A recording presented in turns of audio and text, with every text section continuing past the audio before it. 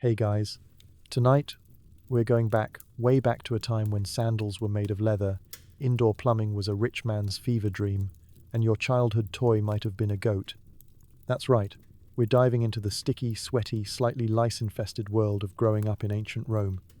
A world where kids didn't scroll, swipe, or subscribe, they marched, memorized poetry, and occasionally got slapped with a wax tablet for asking too many questions.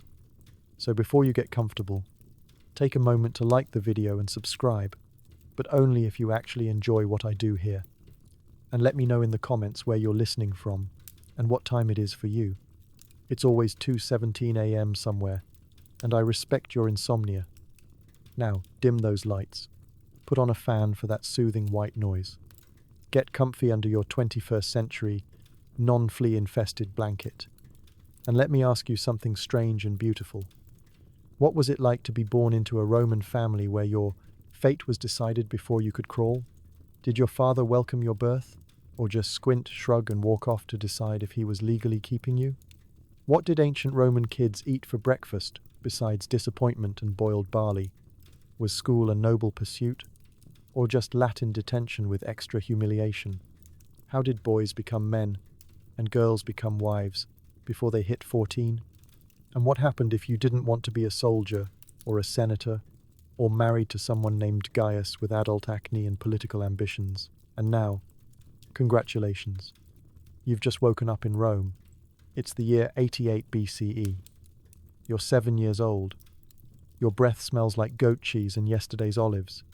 And school starts at sunrise. Good luck. The moment you're born, the entire room freezes. Not because you're cute, because you're being inspected like a fruit at a market. If your father approves, you're in. If not, you're quietly left outside. Rome's version of parenting was basically a gladiatorial thumbs up. The moment you're born, the entire room freezes. Not because you're cute, because you're being inspected like a fruit at a market. If your father approves, you're in. If not, you're quietly left outside. Rome's version of parenting was basically a gladiatorial thumbs up. You're not even given a name yet. That comes later. First, your tiny pink existence is held up for judgment, usually by the midwife, who's already seen too much and washed too little. She checks that you have the correct number of limbs, that your cries are sufficiently angry, and that your head doesn't resemble a loaf of collapsed bread. Then, she hands you over to the man of the house, which sounds heartwarming until you realize this man can legally choose to reject you like an unwanted Amazon package. This ritual is called the dies lustricus, and it's less of a celebration and more of a decision tree. If you're healthy, male, and not screaming too much, you're in luck. You're lifted by your father in a symbolic gesture that means, okay, fine, I guess we'll keep this one. If you're not, well, there's a place outside. Not far, just the family's designated infant exposure zone, somewhere between the compost heap and the dog. This wasn't even considered cruel, it was considered practical. Rome ran on order, property rights, and a rigid belief in utility. Babies were cute, sure, but only if they came with potential. And if you were born a girl, especially if your family already had one, you were on thin marble from day one. Daughters were expensive, they needed dowries, they didn't inherit. So unless you were born into wealth or strategic usefulness, the odds were, let's say, unfavorable. Congratulations, you've survived your first test. You've been picked up, not put down. You're now an official, breathing member of the Roman household. Which doesn't mean much, other than you've now entered a lifelong gauntlet of judgment, duty, and terrible breakfasts. From here, your status is immediately locked in. If your father's a plebeian farmer, congrats, so are you. If he's a senator, you just joined Rome's most dysfunctional high society. And if your parents are enslaved, well, you're considered property. Welcome to the economic machinery of empire, where your future is determined before you can burp on purpose. Infancy in Rome is a group project handled by wet nurses, household slaves, and whichever family members drew the short straw that morning. Your mother may or may not be involved depending on her class. Elite Roman women were often too busy managing social reputations and applying lead-based makeup to deal with actual childcare.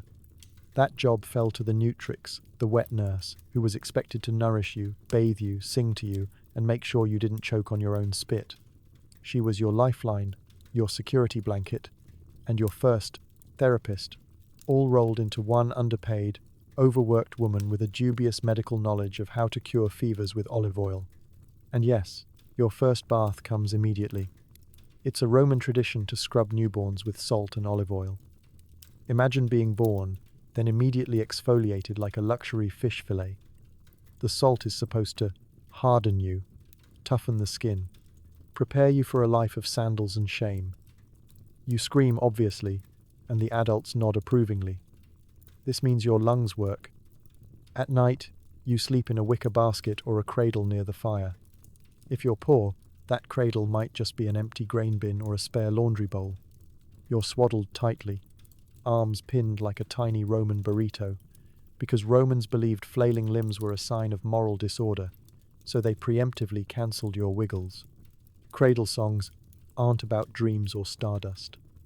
They're about family honor, gods watching you from clay shrines, and warnings about wandering off into the latrine pit. Some lullabies include lines like, "Sleep now or the she-wolf will eat your toes," which might explain the crying. Despite it all, you make it through the week. This is no small feat. Roman infant mortality is sky high. Some scholars estimate that nearly half of all children died before their 5th birthday. You live in a world without antibiotics, prenatal vitamins, or germ theory. Fevers come and go like seasonal trends. Diarrhea is a death sentence. And teething might be the most dangerous thing you ever do. Still, if you survive infancy, you're officially considered viable. You get your name finally. Boys get a pronomen, nomen, and cognomen. Girls get a recycled family name with the younger added if needed. Very creative. You are now part of the Roman future. Your cries have quieted. Your limbs are straight. And your father, who once debated leaving you outside with the dogs, now pats your head like you're his favorite tax deduction. Good luck, little Roman. The easy part is over. As an infant, you're wrapped tighter than a fish in a market stall. Swaddling is thought to straighten your limbs, but mostly it just makes you resemble a small, angry burrito. You're left under the watch of a wet nurse while your mother, if she's elite, does absolutely nothing. Your mother is probably reclining on a couch somewhere, discussing hairstyles and who wore which toga to which Saturnalia party. If you're lucky, she'll glance at you between sips of watered-down wine and complaints about her eyebrows. In elite Roman society, child rearing is considered far too messy, emotional, and hands-on for a proper matron. That's what slaves are for. Or, more generously, wet nurses. The nutrix, your wet nurse, is the real MVP of your babyhood. She feeds you, bathes you, sings you lullabies, and prevents you from dying while someone else gets credit for your survival. She's chosen not just for her ability to lactate, but for her personality, moral character, and if your family is picky, her accent. Because in Rome, even breast milk comes with social status. And yes, your accent matters. Romans believed babies absorbed language from the woman feeding them. If your nurse speaks in a rustic country dialect, congratulations, you'll grow up sounding like a goat herder trying to quote Cicero. That could seriously affect your future job prospects. So families often choose wet nurses who sound educated enough to say carpe diem without spitting. You don't have a crib. You're placed in a basket, a cradle, or whatever vaguely baby-shaped container happens to be nearby. Wicker, wood, laundry tubs, it's all fair game. Padding consists of old cloth and maybe some straw. If you're rich, the straw might be clean. If you're poor, it's just whatever didn't have a mouse in it that day. Bath time is a daily ritual. First, olive oil is rubbed all over your body. Then it's scraped off with a curved bronze tool called a strigil, which feels about as gentle as being exfoliated with a cheese grater. This is followed by a rinse with water that's either freezing cold or possibly shared with your older sibling. You smell vaguely like a salad, but a very angry one. Sleep? Hilarious concept. You nap in short, chaotic bursts. surrounded by clanging pots, goats, and distant arguments about land boundaries. There's no sound machine, no blackout curtains, and certainly no lullaby playlist. Your white noise is the sound of carts rolling over cobblestones and your wet nurse muttering Roman curse words at the laundry pile. Toys? Maybe. If someone in the household likes you, or drops something interesting, you'll be handed a carved figurine, a shiny pebble, or your older brother's sandal, which you will immediately try to eat. There are also rattles made from clay or bronze, often shaped like birds or animals. And if you're wealthy, perhaps a doll carved from ivory. If you're not, it's a prized stick, possibly a very exciting stick. And let's not forget the gods. Even as a baby, you're expected to respect them. Tiny amulets called bulla are hung around your neck to ward off evil spirits. The more protective charms, the better. If your family is particularly religious or superstitious, which is the same thing in Rome, you might get oiled, blessed, and waved through incense smoke like a roast chicken. You also get carried everywhere. No strollers. Just adults and slaves awkwardly hauling you through crowded markets, temples, and baths. If you fuss, they bounce you in their arms or mutter vague threats in Latin. The concept of baby wearing isn't stylish. It's just survival. Illness is a constant threat. Rome is a city of open sewers, shared bathwater, and plagues waiting around every corner. If you get sick, remedies range from herbal teas and poultices to more experimental techniques, like being rubbed with mouse fat or fed boiled owl. Your odds of survival increase dramatically if your family has money, or at least access to clean wine. You cry a lot, not because you're dramatic, but because the world is loud, itchy, and your diapers, if you even have them, are basically rags pinned together with hope. Some babies are left bottomless for convenience, which sounds wild until you realize the alternative is someone scrubbing wool with a stick. Despite the chaos, people do care about you. Sort of. Romans believed children were essential for legacy, family honor, and eventually cheap labor. So while your parents may not shower you with affection, they do want you alive and somewhat presentable. That's Roman love. By the time you're crawling, you've already learned a few crucial life skills. Don't touch the fire, avoid the angry goose, and never cry during a sacrifice. Bad vibes. You've made it past the swaddled burrito phase and are now a mobile, drooling member of the household. You're not quite respected, but you are tolerated, which, in ancient Rome, is high praise. There's no baby talk in Rome. You are expected to behave like a tiny adult with terrible coordination. You're taught discipline early because tantrums in public get you dragged home faster than you can say, "Avenue." You're 2 years old, but no one's clapping for your burps anymore. The moment you learn to walk, you're considered operational. Not adorable, just functional. In a Roman household, the line between child and miniature servant is very thin, and you are officially on the payroll of family honor, unpaid and sticky-fingered. Your morning starts with a barked command, not a gentle wakey wakey. You're expected to rise, rub your eyes, and toddle upright like a very confused senator. There's no warm bottle, no soft lullaby. Just bread, possibly soaked in watered wine, shoved into your grubby hands before someone tells you to sit still and not ruin the floor with your existence. Discipline isn't optional, it's foundational. If you throw food, you're scolded. If you talk back assuming you have enough Latin to form a solid insult, you're popped on the hand or hauled out of the room like a sack of rebellious grain. Roman parenting is built on one concept: virtues. Virtue. You are being trained, every single day, to become a functional cog in the Roman machine. No pressure.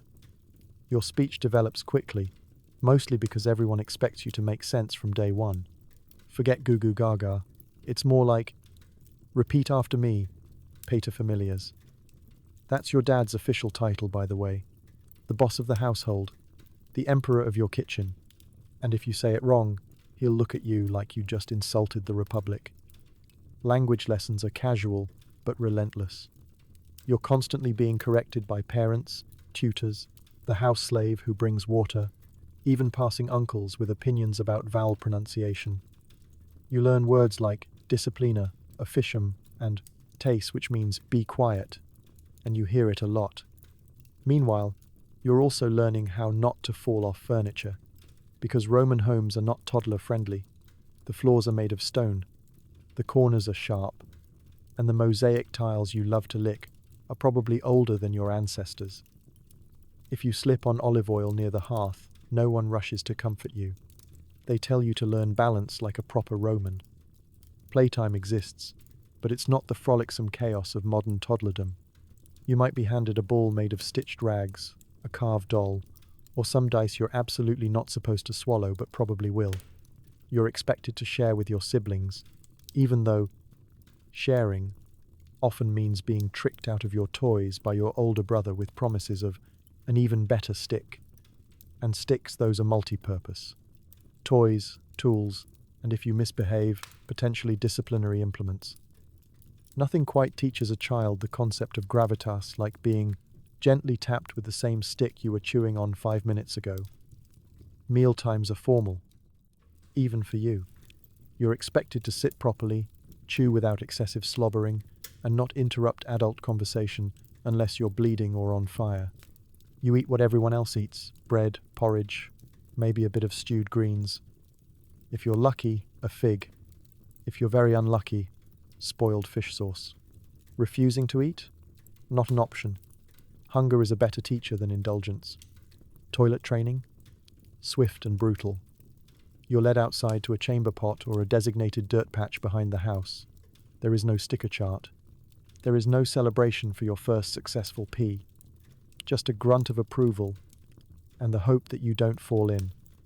Your emotional needs are noted, not necessarily met. If you cry, you're hushed. If you cry louder, you're carried away. If you cry in public, you become a cautionary tale to other toddlers about what happens to whiny children. You're not babied. You're directed. And no one's asking how you feel. That's not a Roman priority.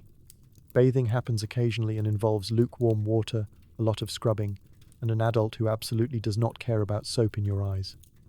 You're rubbed down with oil and scraped like a tiny roast. It's efficient, it's fast, and it ends with you shivering in the atrium while someone combs your hair with something that resembles a torture device. Sleep happens when the adults say so. There's no bedtime routine. You're laid down on a straw mat with a scratchy blanket and told not to move. If you wake in the night, you're told to shush the gods and go back to sleep. If you wake others in the night, there will be consequences, usually involving your blanket being taken away for character development. Still, you adapt. You learn that life under a Roman roof is structured, loud, and weirdly obsessed with obedience. You pick up that respect is earned by silence, good posture, and not throwing figs at your sister during religious ceremonies. You begin to mimic the adults. You frown with purpose. You nod solemnly. You pretend to care about household politics. Because in Rome, toddlerhood isn't a phase, it's boot camp. And your first word isn't mama, it's obey. Your little feet pad across the cool mosaic floors, dodging sharp corners, sharp tongues, and occasionally sharp sandals. Every stumble is met with commentary. You're learning more than balance, you're learning shame. Each fall comes with a critique. Not a poor baby, but something like, he'll never hold a legion's line with ankles like that. You're 3 years old, and already people are comparing your posture to a limp Corinthian column. In Rome, grace isn't something you grow into. It's something expected from the moment you wobble into daylight. The floor beneath you isn't carpet. It's stone cold, hard, and intricately decorated with colourful mosaics depicting gods, myths, and the occasional terrifying sea monster.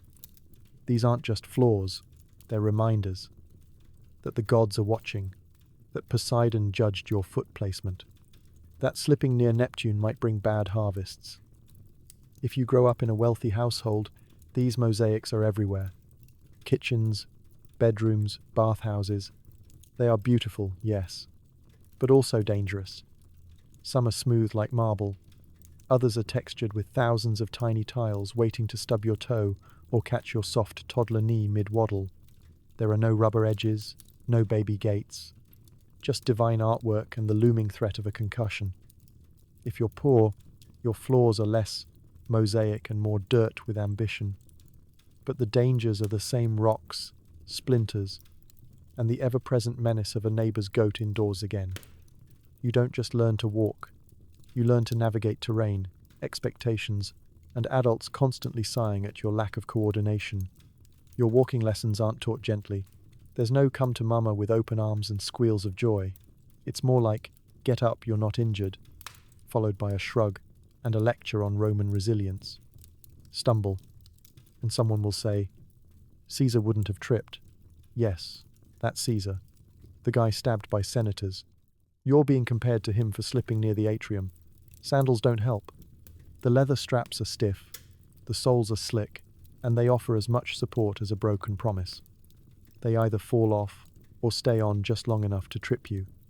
And yet, you're expected to wear them, because barefoot is barbarian, and you're a Roman toddler, not a Celtic wildling. Also, Romans love an audience. Whether you're taking your first steps or your 50th fall, someone's watching. Cousins, neighbors, household slaves, that one aunt who always smells like fish sauce and judgment. They all have feedback. One says you lean too far forward. Another suggests your legs are too short. Your entire body is too short. Learning to walk isn't just physical, it's political. You walk to your spot during household rituals. You walk beside your father when he visits friends.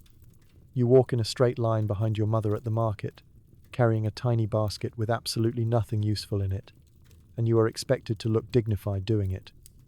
Trips and tumbles are never just accidents. They are life lessons. If you fall on the temple steps, someone will say it's because you haven't been honoring the gods. If you fall near your grandmother, she'll mutter about weak bloodlines. If you fall in public, your family will pretend they don't know you. And then there's the stairs. Roman homes love a good staircase, steep, uneven, and designed for maximum shin bruising. Going up is a crawl, going down is a calculated risk. You descend one slow step at a time, while clinging to the wall like a tiny marble spider. No banister, just gravity and hope. When you finally do master the art of staying upright, no one throws a party. Instead, the bar gets raised. Now you're expected to walk quietly, without clomping, without dragging your heels, without accidentally stepping on the dog that sleeps anywhere it wants. You begin learning the subtle, sacred rhythm of Roman walking, measured, noble, and very judgmental. At this stage, you also begin to understand that walking is your first step toward duty. You walk to lessons. You walk to prayers. You walk behind your father during processions and to the market to observe commerce, which is adult speak for haggling loudly over beans. You are in training not just to walk, but to walk Romanly. You'll hear stories about how the great men of Rome strode with power, that Cato never stumbled, that Augustus moved like he owned the floor. You, however, are still slipping on oil stains and apologizing to statues. But slowly, over time, your feet become steady, your posture improves. You walk with purpose, even if you're just going to steal a fig from the kitchen. And the commentary softens from criticism to reluctant approval. Your aunt no longer compares you to a wounded duck. Your father grunts with something almost like pride. Because in ancient Rome, walking isn't a milestone. It's an expectation, a symbol, a tiny sandal-clad statement that says, I'm Roman, I'm mobile, and I'm trying not to fall into the fountain again. You don't get toys. You get mini tools, dice, rag dolls, or pet insects in a jar. If you're lucky, maybe a carved figurine of Hercules. If you're unlucky, your toy is your sibling's finger until it gets bitten. Welcome to ancient Roman childhood, where playtime is mostly training for adulthood, and occasionally a minor injury waiting to happen. There's no toy aisle, no Christmas morning, no brightly coloured plastic dinosaurs. There's just whatever your family can cobble together from leftover scraps, broken dishes, and the occasional goat bone. Let's start with dolls. If you're a girl, your doll is probably made of rags, clay, or wood-shaped, vaguely like a person if you squint really hard and ignore the fact that it only has one eye and no arms. No Barbie dream house, but maybe a tiny clay bowl so your doll can eat pretend pottage, just like you do. If your family is rich, your doll might even have movable limbs carved out of ivory. But if you're rich, your free time is rapidly shrinking anyway, so you won't get to enjoy it. If you're a boy, you might get a toy weapon, a mini wooden sword or a small spear that definitely looks like a toothpick with an attitude. These aren't just toys, they're prep tools. You are practicing for adulthood, for military service, for one day defending Rome or, more realistically, defending your fig from your cousin Publius. And then there's the dice. Romans are obsessed with dice. Made from bone, ivory or clay, they're used for games, gambling, and learning how to lose with dignity. You're given your first set not to encourage fun, but to teach strategy. But let's be honest, they mostly just teach you how to accuse your sister of cheating in Latin. Your board games are carved into the dirt or scratched onto broken roof tiles. The pieces, stones, beans, or whatever you find under the couch that isn't currently biting you. One popular game is La Trunculi, a sort of ancient Roman checkers, except more confusing, and with the constant danger of someone flipping the board when they lose. Again, if you're poor, toys are improvised. A lump of clay becomes a pig. A walnut shell becomes a boat. Sticks become horses. Rocks become, well, more rocks. You don't just imagine adventures, you build them out of garbage and hope nobody accidentally steps on your latest creation, which someone always does, usually a sandal, sometimes a goat. Insects are also toys. Not intentionally, but you're fascinated by anything that moves. A beetle becomes your best friend. A cricket is a short-lived companion. Flies are free-range entertainment. If you're clever and slightly unhinged, you might tie a thread to a beetle and pretend it's your pet chariot racer. Your parents see this and mutter that you have the spirit of Caligula, which is not a compliment. And don't forget about balls. Yes, balls exist. Stuffed with feathers or made from stitched rags, they're used for throwing, kicking, and on particularly unlucky days, accidentally breaking the neighbour's amphora. There's a popular game called Harpastum that's like rugby, but with fewer rules and more bruises. You're not supposed to cry when you get tackled. You're supposed to yell something brave and Roman, like, "For the Republic," or at least, "Ow." Then there are hoops. Kids chase them down dusty roads with sticks, which somehow counts as hours of fun. There's also top spinning, rope jumping, and every imaginable way to injure your toe before dinner. The goal of every game is the same: tire you out enough that you stop climbing the statue of Jupiter in the courtyard. Your toys aren't just for play. They're status symbols, training tools, and babysitters all rolled into one. Your father looks at your wooden sword and says, "That'll toughen him up." Your mother looks at your doll and says, "That'll prepare her for marriage." No pressure. But despite the lack of plush animals and battery-powered anything, you have fun. Real, chaotic, splinter-filled fun. You laugh when your beetle chariot crashes. You cheer when your hoop makes it to the neighbor's house without falling into a pile of laundry. You reenact battles with your siblings using sticks and dangerously high imagination. Sometimes you sneak your favorite toy, your one-eyed doll, your misshapen clay gladiator under your tunic to keep it safe. You whisper stories to it. Tell it your dreams, your fears, your secret plan to run away and join the circus if Rome ever invents one. Because in a world where childhood is brief and adulthood starts early, these tiny, misshapen toys are more than distractions, they're companions, confidence boosters, the only thing in your life not currently yelling at you. So no, Roman childhood doesn't have toy stores or screen time, but it does have dice games, rag dolls, and the joy of turning a walnut shell into an epic naval battle. And when you're 6 years old and undefeated in beetle racing, that's all you really need. Your first meal of the day is a sad, gritty paste of olives, grains, and resignation. Sometimes a dried fig, sometimes nothing. Your drink? Watered-down wine. You're 6. It builds character. There is no such thing as a children's menu in ancient Rome. No honeyed porridge with a smiley face. No fruit cut into dinosaur shapes. Breakfast intaculum, as it's known, isn't about delight. It's about survival. Nutrition is a loose concept. Convenience and calories win. So you sit, bleary-eyed, on a wobbly stool while someone plops a bowl of greenish-brown mush in front of you with the same enthusiasm they'd have for feeding a goat. This is olive paste. It is always olive paste. Crushed, salted, possibly fermented, and spread on yesterday's bread. Or if times are tough, bark that kind of looks like bread if you squint and chew bravely. It tastes like someone pickled regret and called it a condiment. But you eat it anyway, because you're Roman, and complaining about food gets you nothing but a lecture on the virtues of stoicism. If you're lucky, and by lucky, we mean your family isn't actively broke, you might get a dried fig or a date.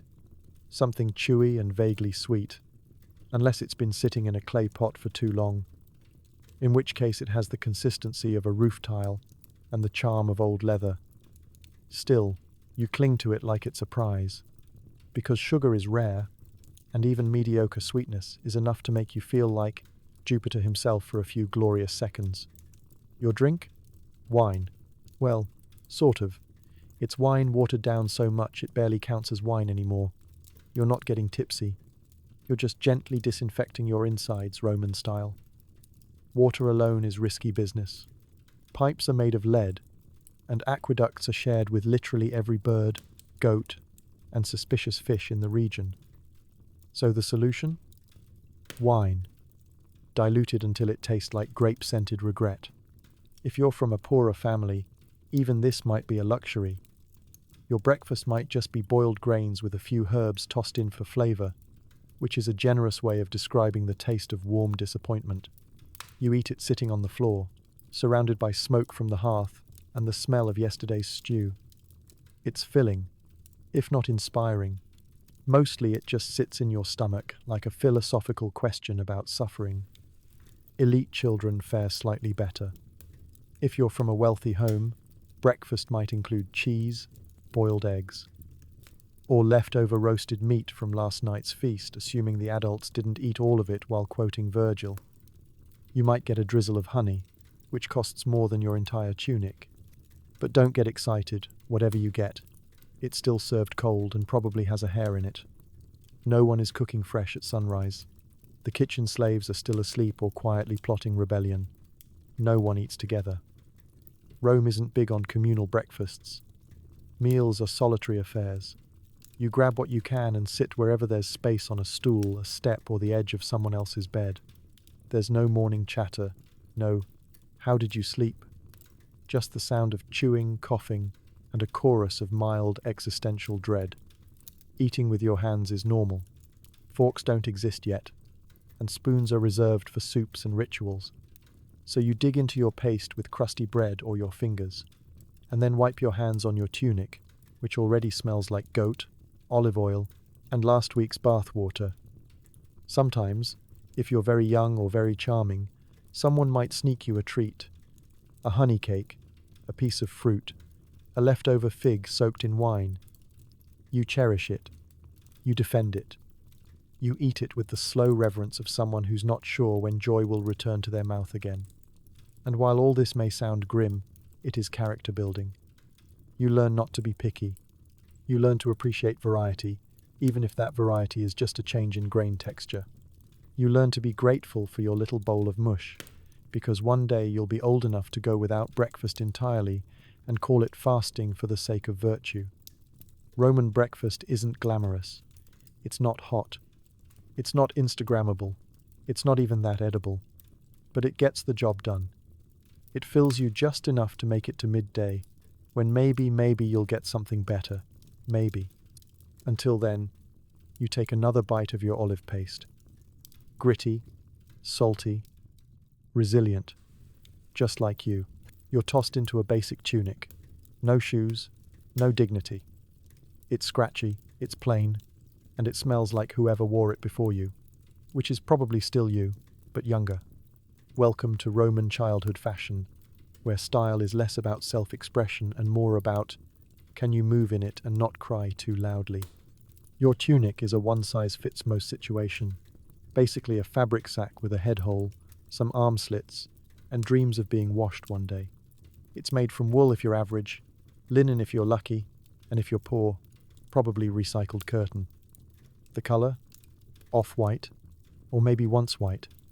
It now ranges somewhere between beige and... What dyed in here? Bright colors are for the rich, and even then, only when someone's trying to show off. You, however, are 6 years old, unimportant, and frequently sticky, so neutral tones it is. As for the fit, the tunic is always slightly wrong. Too short in the winter, too long in the summer. The hem drags in the dirt, gets caught under your foot, or flaps in the breeze just enough to create a minor scandal. There's no tailoring, no elastic, no snaps. Just a belt cingulum wrapped around your waist to keep it from falling off entirely and becoming an impromptu toga disaster. The belt itself is made of rope, or leather, if your parents are feeling fancy. It doesn't hold up pants because you don't have any. It just sort of cinches your whole existence together, like a waistband of emotional support. If it's tied too tight, you can't breathe. Too loose, and your tunic turns into a parachute. Either way, you're definitely tripping at some point. Undergarments? Forget it. You are freeballing through history. Romans didn't believe children needed underpants. Modesty is for married people and statues. You, young citizen, are expected to be tough, chafe-resistant, and indifferent to sudden gusts of wind. Shoes are rare. Unless you're wealthy or venturing into snake territory, you're barefoot. Your feet become leather by age 7, permanently stained with city dust, goat droppings, and whatever mystery goo dripped from the butcher's stall that morning. If you do get shoes, usually sandals, they come with stiff leather straps that rub your ankles raw and make a delightful flapping noise with every step, like applause for your discomfort. Hair? Not up to you. Roman parents decide your hairstyle based on gender, age, and how close you are to being useful. Boys often wear their hair longer while still young, like tiny philosophers with bad grooming habits. Girls might have their hair tied in complicated braids, or left loose if they're under the marriageable age, which is distressingly young. No one asks what you want to wear. The idea of favorite clothes doesn't exist. You wear what's clean, or more likely, what's least covered in last night's lentils. You are lucky to have 2 outfits, one for everyday use and another for formal events, also known as the clean one, that you're not allowed to touch. Laundry day is rare and traumatic. Clothes are washed with urine, not metaphorically, literally. Human urine contains ammonia, and Romans collect it in jars at public urinals to use for bleaching. So your tunic might be technically cleaner afterward, but it now smells like a public latrine on a summer day. Which is fine. You've already stopped noticing. Changing clothes is a public affair. Privacy is not a Roman priority. You might get a quick towel flap from a sympathetic aunt, but more often you just swap garments in the open while trying not to fall over. Modesty? Again, future problem. There are no fashion trends for kids. No tunic of the week. No glittering sandals to show off to your friends. What you wear is determined by practicality, climate, and how many siblings you have to fight for laundry rights. If you do get a new tunic, it's usually because the old one caught fire, got eaten by a goat, or disintegrated mid-sprint. And yet, despite all this, getting dressed is considered part of your moral development. Roman philosophers believed that simplicity in clothing taught discipline, humility, and the ability to ignore your own discomfort for long periods of time. So, in theory, your itchy, smelly, oversized tunic is building character. In reality, it's building a rash. But you get used to it. You stop scratching. You stop caring. You wear your tunic like a badge of honor, stained with the struggles of childhood, and that one time you fell in a fish cart. Because in ancient Rome, looking good isn't the goal. Surviving until bath day without smelling like fermented goat butter, now that's fashion.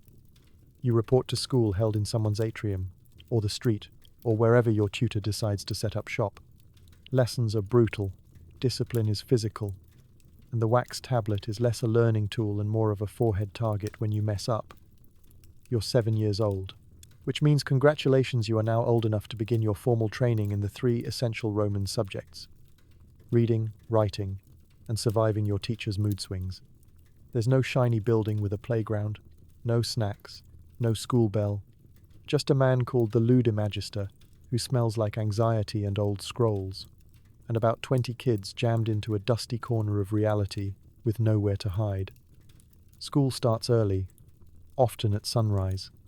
You wake up grumpy, eat a spoonful of regret-flavored olive paste, and trudge barefoot or sandal-slap down cobbled streets to wherever class is happening today. It might be the atrium of a wealthy patron. It might be outside under a portico. It might be under a tree that your teacher swears blocks distractions, but mostly just drops acorns on your head during dictation.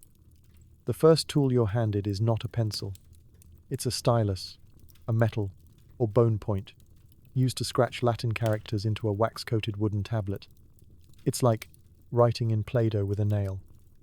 Each mistake must be scraped away with the flat end of the stylus and redone, over and over again, until your fingers cramp or the wax melts in the sunday. It's less gentle learning environment and more endurance challenge for tiny hands. The goal? Memorize Latin grammar, recite poetry, practice copying phrases like Roma est in Italia until you either learn it or go into a light trance. If you're lucky, you might move on to Greek. If you're unlucky, your handwriting looks like goat tracks, and your teacher has opinions about that. And yes, discipline is part of the curriculum. The ferula, a stick or cane, is very much in use. Slouch during a recitation? Tap on the back. Misspell vertus? A rap on the knuckles. Look bored? You're assigned double grammar homework and possibly a very long speech about how Cicero never sighed in class. He definitely did. There is no recess. There is no snack time. The only break you get is when the teacher gets distracted, yelling at someone else. You sit cross-legged or squirm on stone benches while trying not to drop your wax tablet, stylus, or will to live. If you so much as whisper during a lecture, a classmate will absolutely snitch, in Latin. Social hierarchy is a learning outcome. Wealthy kids might have private tutors who teach them at home with individual attention and probably a better breakfast.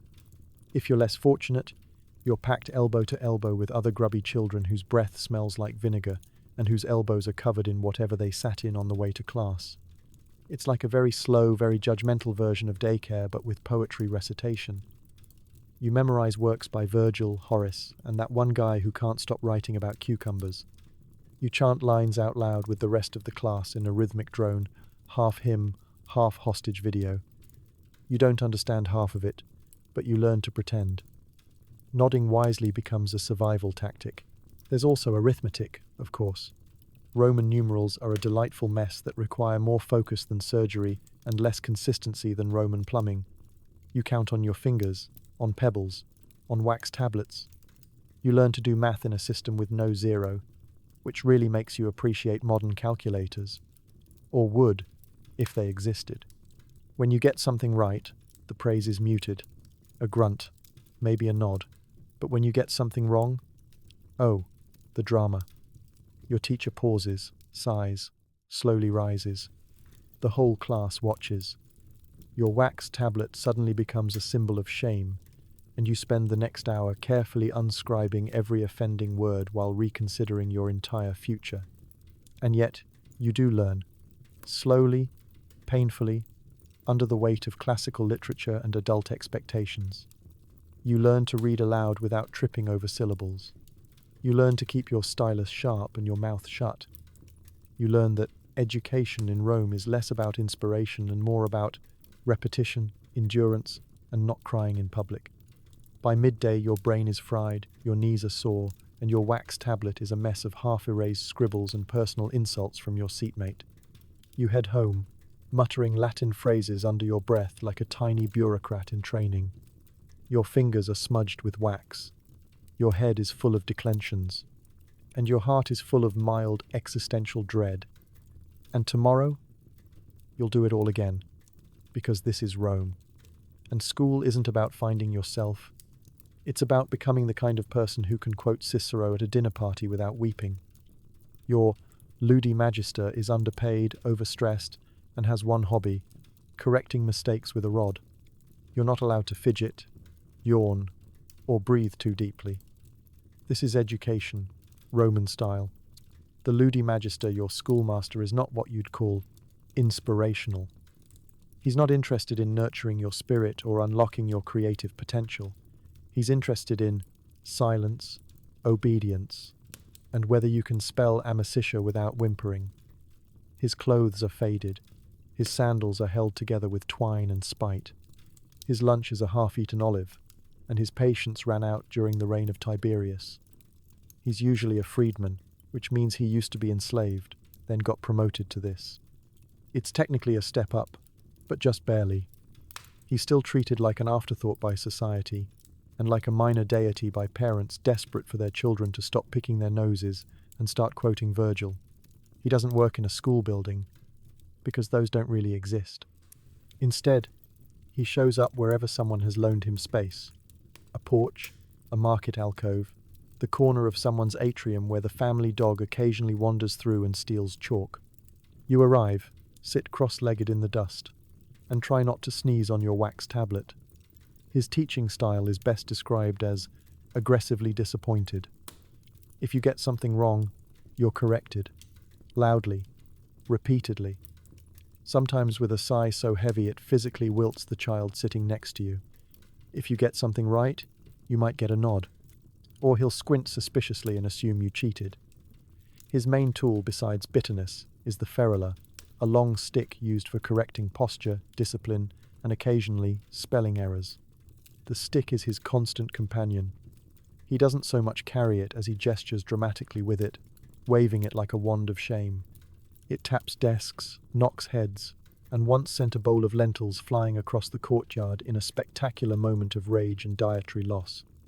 You're always afraid he's behind you, even when he's clearly in front of you. His footsteps make no noise. His glare can pierce limestone. He appears next to your shoulder without warning, scanning your work with the intensity of someone hunting for moral failure. You hold your stylus so tight, your hand cramps. You forget how to spell et. If you drop your wax tablet, you're done. That's a 3-sigh offense. Drop it twice, and he might assign you an essay on the failings of modern youth. If you yawn, he points at you and declares that sleep is for the unworthy. If you breathe too loud, he tells a 5-minute story about how Scipio Africanus once held his breath through an entire speech out of sheer willpower. His lessons are relentless. Grammar drills, recitations, arithmetic with Roman numerals so baffling they feel like a prank. You're forced to recite lines in unison with 20 other terrified children. Miss a beat, and he singles you out with a finger and a phrase that roughly translates to, "Explain to the class why you're a national disappointment." He never seems to blink. No one knows where he lives. Rumor has it he sleeps upright in a storage jar filled with scrolls and regret. Other kids swear they've seen him talking to himself in Greek behind the butcher's shop. You don't question it. You just conjugate your verbs, and hope today's lesson doesn't include physical pain or public humiliation. But oddly, he knows your name. He remembers when you finally stopped writing your S's backwards. He notices when you improve even if he never says so. Once, when you got a perfect recitation, he paused, adjusted his tunic and said, "Acceptable." You've been living off that validation for weeks. He's not warm, but he's fair. He doesn't play favorites. He holds the senator's son and the blacksmith's daughter to the same impossible standards. He wants you all to learn because someone has to carry Rome into the future, and it's not going to be the kid who eats dirt behind the latrine. By the end of the day, your head is full of declensions, your hand smells like wax, and your spine has learned the posture of fear. You walk home slowly, replaying every mistake, every syllable, every barely dodged correction stick. And yet you return, every morning, because even though your ludi magister is the human embodiment of a thundercloud, he's giving you something priceless: education, discipline, and just enough trauma to remember the ablative case for the rest of your life. This is Roman learning. It's tough. It's exhausting. It's led by a man who looks like he hasn't smiled since the Republic fell. But one day, when you're older and quoting Horace at a dinner party, you'll think of him. And maybe, just maybe, you'll miss that stick. Free time involves running, wrestling, or pretending to be famous generals. Board games exist, but they're complicated, involve counting stones, and usually end with someone crying. There are no jungle gyms in ancient Rome, no seesaws, no soft mats for landing or helmets for head safety. Playtime in your Roman childhood is just structured chaos with a thin layer of ambition smeared on top. You're not encouraged to play for fun. You're encouraged to play for preparation. Every game is either teaching you how to fight, how to win, or how to survive being around other Roman children without losing your dignity or a tooth. Wrestling is incredibly popular, and by popular we mean unavoidable. The second you show signs of motor function, someone grabs your arm, yells, "For the glory of Rome," and throws you into a cloud of dust. It's rarely organized. There are no weight classes, no referees, just you, your opponent, and the constant threat of being tackled into someone's laundry pile. Your role models are generals, real and imagined. You charge around the courtyard with a stick-turned sword, shouting the names of famous Roman military legends like Scipio, Caesar, and "that guy my uncle says could beat everyone but died of a cabbage allergy." You and your friends reenact famous battles with dramatic flair and very little accuracy. Someone always insists on being Hannibal, mostly so they can pretend to ride an elephant made out of 2 overturned baskets. War games escalate fast. One moment you're marching in a line shouting orders. The next, someone's getting whacked with a broom and screaming about treachery. It's not uncommon for your games to end in scrapes, bruises, and the occasional dislocated sibling. This is considered healthy. You're building toughness, resilience, and a firm grasp on Roman military history, whether you like it or not. Then there are the board games. They do exist, but they make modern Monopoly look like hopscotch. One of the most popular is La Trunculi, a strategy game that's like chess and checkers had a confusing, rule-intensive baby. It involves lots of pieces, a grid, and a complex set of rules no one fully agrees on except that whoever wins gets to gloat for hours, and whoever loses has to sulk until they're legally an adult. You play with pebbles, carved figurines, or leftover lentils. Game boards are scratched into stone, wood, or your own wax tablet, if you're feeling bold, and don't mind the teacher finding out. Games usually begin with hopeful enthusiasm and end with someone accusing someone else of cheating. Because they probably did. Roman children are many things. Humble is not one of them. Even simple games have an edge. Hoop rolling isn't just running with a stick, it's a race to see who can go fastest without tripping over a sleeping dog. Top spinning is a battle for dominance. Jump rope becomes an endurance test. If there's a way to make a game competitive, exhausting, and vaguely educational, Roman kids will find it. Ball games? Absolutely. You'll find yourself throwing a leather-stuffed ball around with other kids in a dusty courtyard while pretending it's gladiatorial training. The game of harpastum is especially popular. It's rough, chaotic, and somewhere between rugby and ancient chaos. There are no clear rules, but the main objective is to get the ball and not die. This, again, is considered ideal preparation for adulthood. Imaginative. Play is encouraged, within reason. You might act out scenes from mythology, pretending to be Hercules battling monsters, or a priest sacrificing a particularly uncooperative goat, usually played by your younger brother. But you'd better stay within Roman moral expectations. No pretending to be a Greek. That's just offensive. If you're a girl, your games might look slightly different, but only slightly. Dolls, miniature kitchen sets, and make-believe weddings are common. But even here, it's practice. You're rehearsing for motherhood, for managing a household, for keeping 3 screaming children quiet while reciting proper dinner etiquette. One of your dolls probably has a name like Little Livia and comes with a matching dowry. Play is rarely unsupervised. There's always an adult nearby watching, judging, occasionally reminding you that even playtime is a reflection of your family's dignity. If you're too wild, you get a lecture. If you're too soft, you get A warning.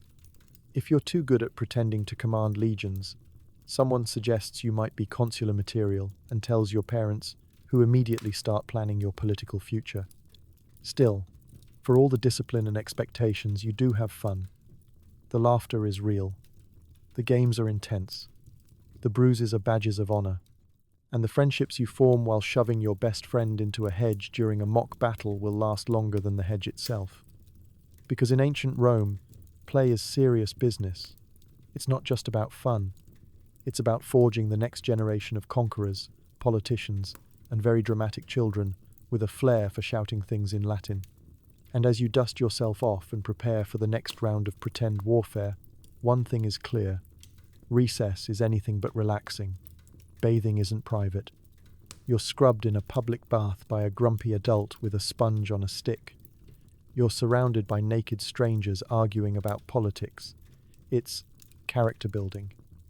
The Roman approach to cleanliness is less about self-care and more about communal exfoliation in a large, echoey building full of steam, sweat, and unsolicited opinions. From a very young age, you're taught that baths are essential not just for hygiene, but for socialization, civic life, and receiving long lectures from someone named Gaius, who insists the Republic was better. You don't get your own bathtub. You don't even get your own soap.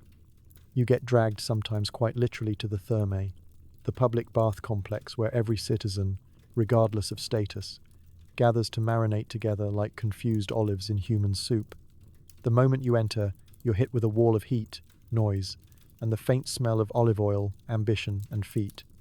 You walk barefoot across slippery tiles, dodging elderly senators, giggling children, and the occasional dropped sponge.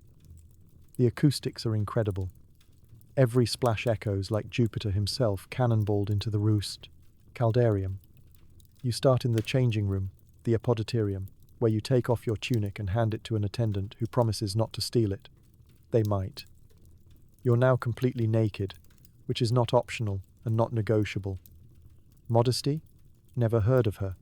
Everyone's on display, from your scrawny knees to the robust gut of the merchant, loudly discussing grain tariffs. Then it's on to the bathing circuit. First stop. The tepidarium, a warm room meant to ease you in. The air is thick with steam and scented oil. It's not relaxing. It's confusing. You're trying to breathe, but it feels like drinking soup through your nose.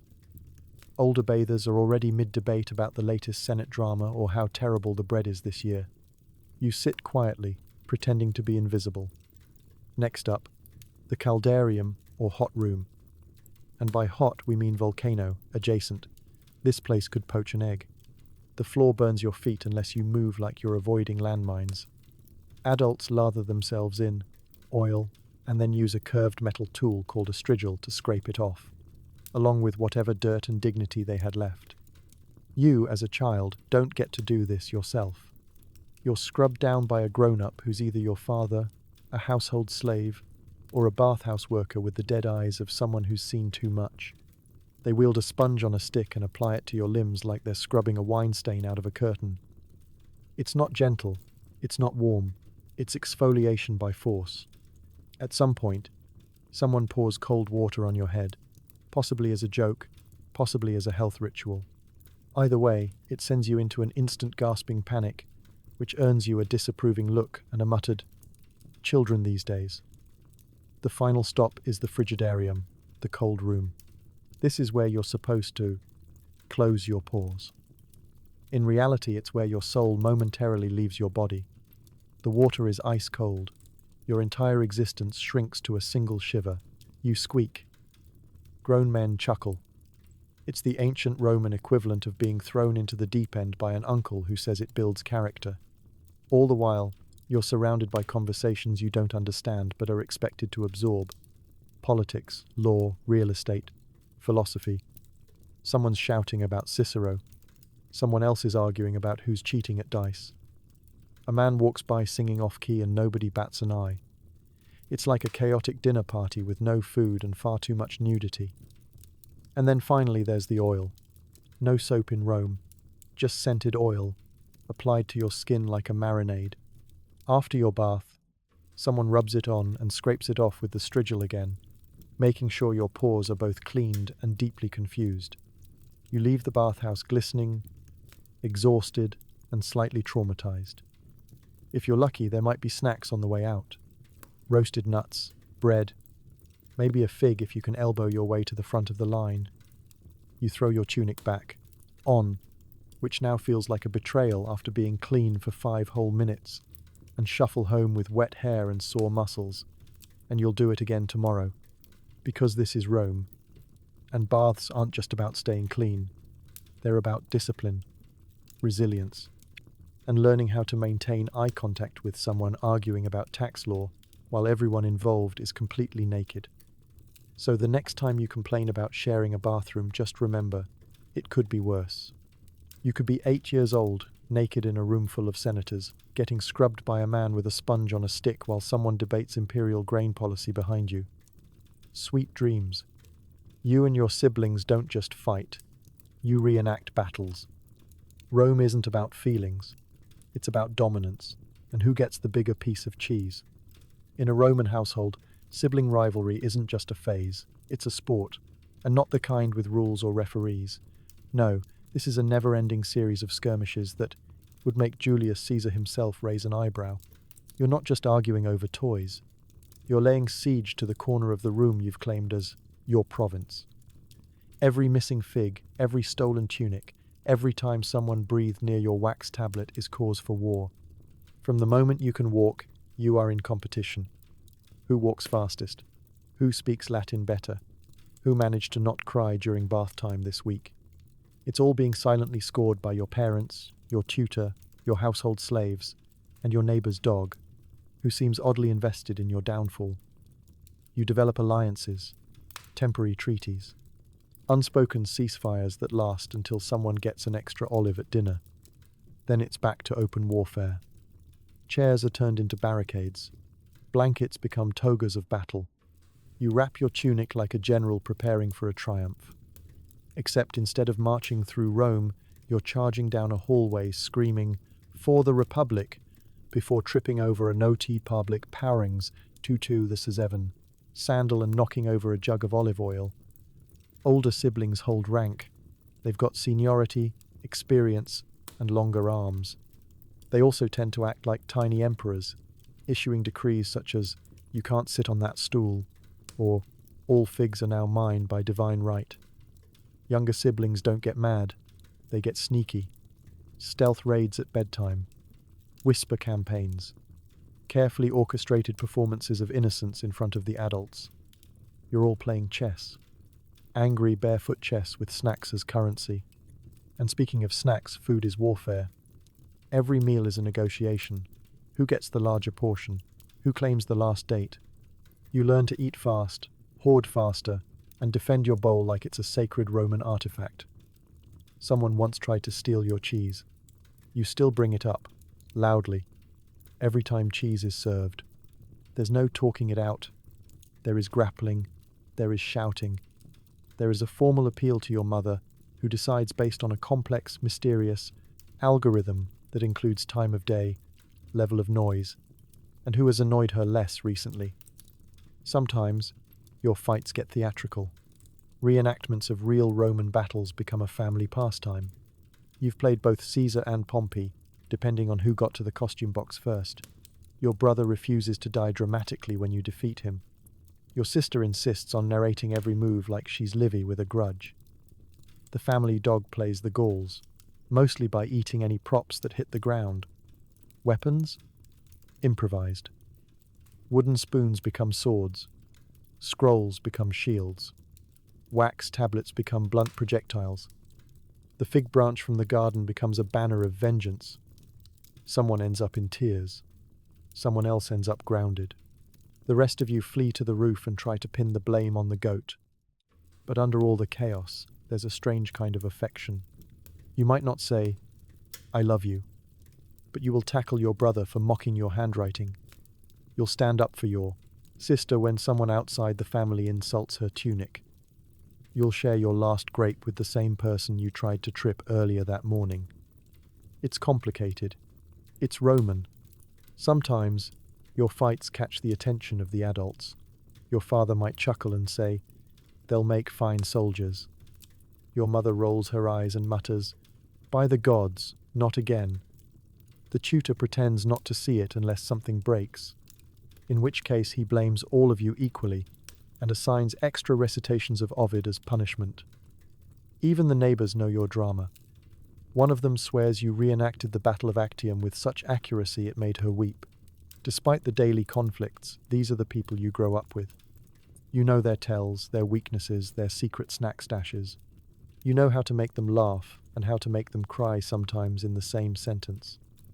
You're growing up in a house where love is expressed through competitive shouting, and loyalty is proven through who stands beside you when you're about to be scolded for accidentally setting fire to your tunic again. And as much as you dream of a room of your own, or maybe a family that doesn't reenact military campaigns before breakfast, deep down you wouldn't trade them. Because one day, when you're older, and everyone's too busy being senators, soldiers, or scowling matrons with opinions about everything, you'll look back on this chaos and think, that was love. Roman style. Loud. Messy. Occasionally bruised. But love nonetheless. Make a mistake in public, and you're not corrected gently. You're humiliated. Learning is a spectator sport, and everyone gets front row seats to your failure. In ancient Rome, embarrassment isn't an unfortunate accident, it's a teaching tool, a lifestyle, a cultural pillar. Romans truly believe that if you don't feel the sting of public shame at least 3 times a week, you're probably not learning enough, or trying hard enough, or alive. You discover this early, very early. Maybe the first time you mispronounce a word in front of your father's friends. Maybe the first time you trip over your own tunic at the market. Or maybe the first time you knock over a jug of olive oil and watch, in slow motion, as it spills across the floor like the world's saddest wine fountain. There is no, "It's okay, sweetie." There is no, "Everyone makes mistakes." There is only a chorus of adults loudly narrating everything you did wrong, like a panel of judgmental commentators who've been waiting all day to score your performance. If you drop your wax tablet in school, your Ludi Magister sighs the sigh of a man who has lost all hope. He looks to the heavens, then back to you, then to the heavens again, as if appealing to Jupiter to explain why you exist. The other kids stare. Whispers spread. Someone in the back mutters, "I knew it," even though they absolutely did not know it. If you spill something at home wine, milk, water, your hopes the adults shout things like, "By Hercules, child," or "Do you intend to ruin us?" Even though all you did was slightly dampen a floor that will be dry again in 6 minutes. But the point isn't logic. The point is imprinting a lifelong fear of disappointing literally anyone within 50 feet. Your siblings? No mercy there. They will recount your failures with the precision of historians and the enthusiasm of poets. They will reenact your stumble, your mispronunciation, your awkward bow, using voices so dramatically exaggerated they would cause any theatre critic to faint. They will retell these stories for years. At dinner, during holidays, at your wedding. But the true masters of public shame are strangers, because Romans don't keep their opinions to themselves. If you accidentally kick dust onto someone's toga while running, you will hear about it. If you speak out of turn, scolded. If you drop a piece of bread, a random old man at the market will turn, lock eyes with you, and deliver a full lecture about how the youth of Rome are ruining everything, starting with manners and ending with the entire moral fabric of society. You'd think, perhaps, that small mistakes go unnoticed in crowds. Absolutely not. Crowds amplify your errors. Trip on the steps of a temple? Congratulations, you've just put on a show. People pause mid-conversation. Heads turn. Someone gasps. Someone else snorts. A fruit vendor actually shouts, "Careful," in a tone that implies you've insulted the gods. Rome is full of public spaces, which means it's full of opportunities to embarrass yourself. The Forum? More like the theatre of shame. The baths? Echo chambers of humiliation. The market? A place where mistakes have the lifespan of legends. You mix up 2 words while talking to a neighbor. That neighbor will tell their neighbor. That neighbor will tell their cousin. By dinner, 3 entire families know you accidentally called your uncle a goat. Even rituals come with risks. If your candle blows out during a household ceremony, people murmur as though you caused a minor omen. If you offer the wrong prayer, someone will loudly correct you while the household gods silently judge you from their shrine. If you fumble while pouring wine, all eyes snap to you as if you've personally insulted Mars. Public shame isn't just educational, it's motivational. Nothing builds discipline faster than the terror of messing up while 50 grown adults watch. You learn to be careful, to rehearse, to anticipate danger, to walk as though every step is being graded, to speak as though Cicero himself is somewhere in the shadows, waiting to critique your grammar. But here's the twist. It works. Slowly, painfully, and with many emotional scars, you do improve. Your posture straightens, your pronunciation sharpens, your ability to carry things without dropping them skyrockets. You become competent not because you want praise, but because you desperately want to avoid becoming tomorrow's neighborhood gossip. Still, despite the constant public scrutiny, there is a strange comfort in it. Everyone gets humiliated. Everyone trips, stumbles, forgets lines, spills things. Shame is the great equalizer of Rome. Today it's you. Tomorrow it'll be your brother, your neighbor, or a senator falling off a horse in front of half the city. You learn resilience. You learn to laugh. You learn that mistakes in Rome aren't the end. They're a rite of passage, a communal experience, a reminder that in a city obsessed with greatness, everyone is still human, painfully, publicly human. And the next morning, when you head out again into the busy streets, you walk a little taller, not because you're confident, but because you know this. Whatever happens, at least you're providing entertainment. Saturnalia rolls around and everything flips. You get sweets, your father wears a silly hat, and slaves pretend to be masters. It's the one time you're allowed to be chaotic without consequence. Finally, a break from Roman order. A brief, glorious holiday from all that discipline, shame, and correct posture nonsense. Festivals in ancient Rome aren't just parties, they're full-blown social earthquakes, where roles are reversed, rules are suspended, and sugar is somehow always involved. You, small citizen, are normally expected to behave like a miniature philosopher, but during festivals, you get to act like the gremlin you've always wanted to be, especially during Saturnalia, Rome's most chaotic, most beloved, and least hygienic celebration. Saturnalia begins in December and lasts somewhere between 1 day and 7, depending on the mood of the Senate, the phase of the moon, or how many people are still upright by day 3. It honors Saturn, the god of agriculture, time, and general grumpiness, but mostly it honors the universal human desire to eat candy and wear weird hats. Your father, a normally serious man who lectures you about pronunciation and table manners, suddenly shows up at breakfast wearing a pointy felt cap called a pileus, grinning like he hasn't lectured anyone in 2 whole hours. He declares the household a democracy, and everyone laughs nervously because no one knows what that means in practice. And here's the big twist. Slaves are allowed to act like they're in charge. For once, they get to give orders, sit at the table, and mock the people who normally tell them to sweep faster. You're not sure how serious the reversal is, but watching your family's cook tell your father to get his own wine is easily the highlight of your year. You, meanwhile, are running through the house in a tunic that hasn't been washed since the last Saturnalia, clutching a handful of sweets that mysteriously appeared on a tray while everyone was too distracted to stop you. Candied nuts, honey cakes, dates stuffed with even more sugar. Your tiny Roman pancreas is under siege, but you regret nothing. Outside, the streets are even more absurd. People wear colorful clothing. Grown men sing in public without shame. You see your tutor, the terrifying man with the correction stick, juggling oranges while reciting Virgil and laughing. You begin to question reality. Public gambling is suddenly allowed, which means every alley is full of adults throwing dice and shouting phrases that definitely aren't from the classics. You don't know the rules, but you do know that a man just bet his shoes and lost, and now he's walking home in socks while laughing like a madman. There are parades. There is music. There are people dancing in ways that would normally earn a stern glare from someone in a toga. Everything smells like smoke, roasted meat, and joy. You step in a puddle of something mysterious and decide not to ask questions. It's Saturnalia. You are blessed by not knowing. Gifts are exchanged, but not the useful kind. These are intentionally silly, cheap, and confusing. Someone gives you a wooden spoon painted like a gladiator. Your sister gets a fake fruit made of wax that smells like goat.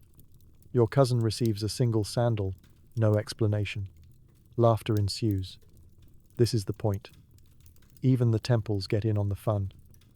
Priests offer sacrifices with less solemnity and more side-eye. People shout prayers that sound suspiciously like personal jokes.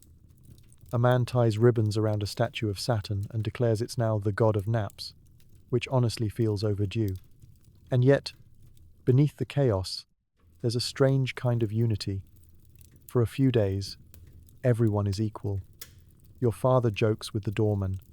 Your tutor shares figs with your baby sister. The senator's son is covered in glitter and pretending to be a goat. Nobody is scowling. Nobody is lecturing. It's a rare moment when Rome forgets its obsession with order and just breathes. Of course, it all comes crashing down. Eventually the sweets run out. The hats are put away. The slaves return to serving. The tutors pick up their sticks, and your father dusts off his serious voice. The normal rules slide back into place like a smug cat reclaiming a sunny chair. But for those few days you were free. You were chaotic. You were allowed to laugh too loudly and eat too much, and exist without being corrected. Saturnalia didn't just give you candy. It gave you a memory of joy, absurdity, and possibility in a world that usually prefers quiet obedience. So the next time you're scolded for humming during lunch or tripping over your own tunic, you'll hold on to that Saturnalia sparkle. Because deep down you know there's a time every year when Rome lets loose, and even the gods look the other way. Around age 14, you're wrapped in a toga and paraded around like a mini politician. Everyone claps. You're now expected to stop crying and start acting like you have opinions about the Senate. This, apparently, is manhood. There's no warning. One day, you're arguing with your brother over the last fig, and the next, you're being swaddled in several yards of itchy white wool and told to stand up straight while your father talks about duty to the Republic. You want to ask if this means you can finally stop waxing your tablet wrong, but instead, you nod gravely, like someone who definitely understands complex civic responsibility. The event is called the toga virilis ceremony, literally toga of manhood, which is generous, considering you've only just grown a mustache that looks like it's apologizing for showing up early. Still, everyone treats you differently now. You're no longer a child.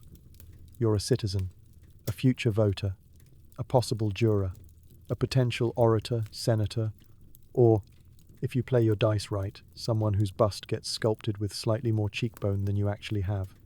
The toga itself is a rite of passage, and also a logistical nightmare. It's a single piece of fabric, the size of a picnic blanket for 12, and wrapping it correctly is an art form that no one quite understands. Your father tries to help. He gets tangled. Your uncle insists he once wore a toga with style, then promptly knots it backward and shrugs. Eventually, a slave with actual skills fixes it while muttering about amateurs. The color is significant, pure white. No more purple borders, which marked you as a child. This version says, "I'm a man now, but also, I can't sit down without assistance." You learn quickly that moving in a toga is like trying to walk with a curtain rod tied to your legs. You shuffle, you sweat, and if you trip in public, that's it, you're the talk of the forum for weeks. Once you're fully draped, the real fun begins. You're marched to the forum, surrounded by family members who are smiling with pride and correcting your posture mid-step. Onlookers murmur and nod as if you're about to pass legislation.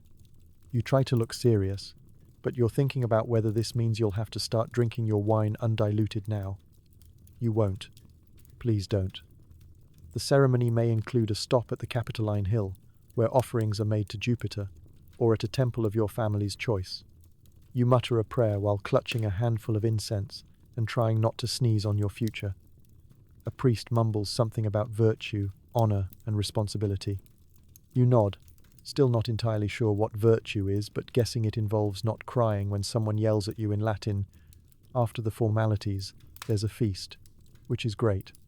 Because the toga is hot, your dignity is fraying, and you've earned at least 2 figs and a slice of roasted something. At the table, relatives give speeches, toasts, and unsolicited career advice. One tells you to become a lawyer. Another says, the military needs bright minds. A third suggests politics, but only if you learn to fake humility convincingly. Now that you're officially a man, you're also expected to have opinions. Not just about food or which cousin cheats at dice, but about real things, land reforms, magistrates, grain prices. You nod sagely when people mention Cicero, even though your only exposure to him so far was a school punishment involving reciting his speeches until your tongue gave up. You're also expected to be composed. No more tantrums, no more public weeping, unless you're delivering a eulogy, and even then, keep it tasteful. Rome doesn't do sensitive New Age men. Rome does stoic head nods and quiet emotional repression, preferably in full view of an audience. But here's the catch. Underneath the toga, you're still a kid. You still miss sneaking sweets. You still make up stories with your siblings. You still wake up with weird dreams and questions no one wants to answer directly. But now, you're expected to represent the family, to uphold Roman values, to carry yourself with gravitas, whatever that means. You try to practice your grave face in the mirror and end up looking like you swallowed a lemon. Still, there's a strange pride in it. You wear the toga badly, but you wear it. You walk awkwardly, but you walk like someone who matters. You're no longer just a child of Rome. You're a citizen. A man-child, yes, but legally recognized. And when the day ends, and you peel off the toga like a molting moth, you sit down, scratch your arms, and exhale for the first time in hours. Tomorrow, you'll still be the same person. But from now on, the world sees you differently. Good luck with that. If you're female, you're now eligible for marriage. Not dating, marriage. Your toys are gone, your future is planned, and your husband might be older than your father. Hooray! Welcome to womanhood, Roman edition, where the transition from child to adult is not gradual, emotional, or remotely considerate. It's a switch. One day, you're playing with a rag doll and yelling at your brother for stealing your date cakes. The next, you're being fitted for a wedding tunic and learning how to pretend you're excited about marrying a man who thinks calling you mild-tempered is the ultimate compliment. This usually happens around age 12. That's right, 12. Because Roman society has decided that the best time for a girl to enter a lifelong legal contract with a stranger is approximately 5 minutes after she's finished memorizing Latin verbs and still finds fart jokes funny. There's no party, no sit down with tea and tissues, just a sudden and uncomfortable shift in how people talk to you. You're expected to carry yourself with gravitas, speak less, smile more, and stop skipping around the courtyard like a squirrel on a sugar high. Now every tunic is judged for modesty, every word for virtue, and every glance for future marriage potential. Your dolls, those little carved figurines that got you through years of chaotic family dinners and emotionally confusing bathhouse visits, they're gone. Burned or offered to household gods in a ceremony that no one fully explains. This is symbolic, they say. A rite of passage. You're now expected to trade pretend family games for the real thing. An actual husband and, soon enough, actual babies. Marriage negotiations begin with all the warmth and intimacy of a property transfer. Families gather, terms are discussed.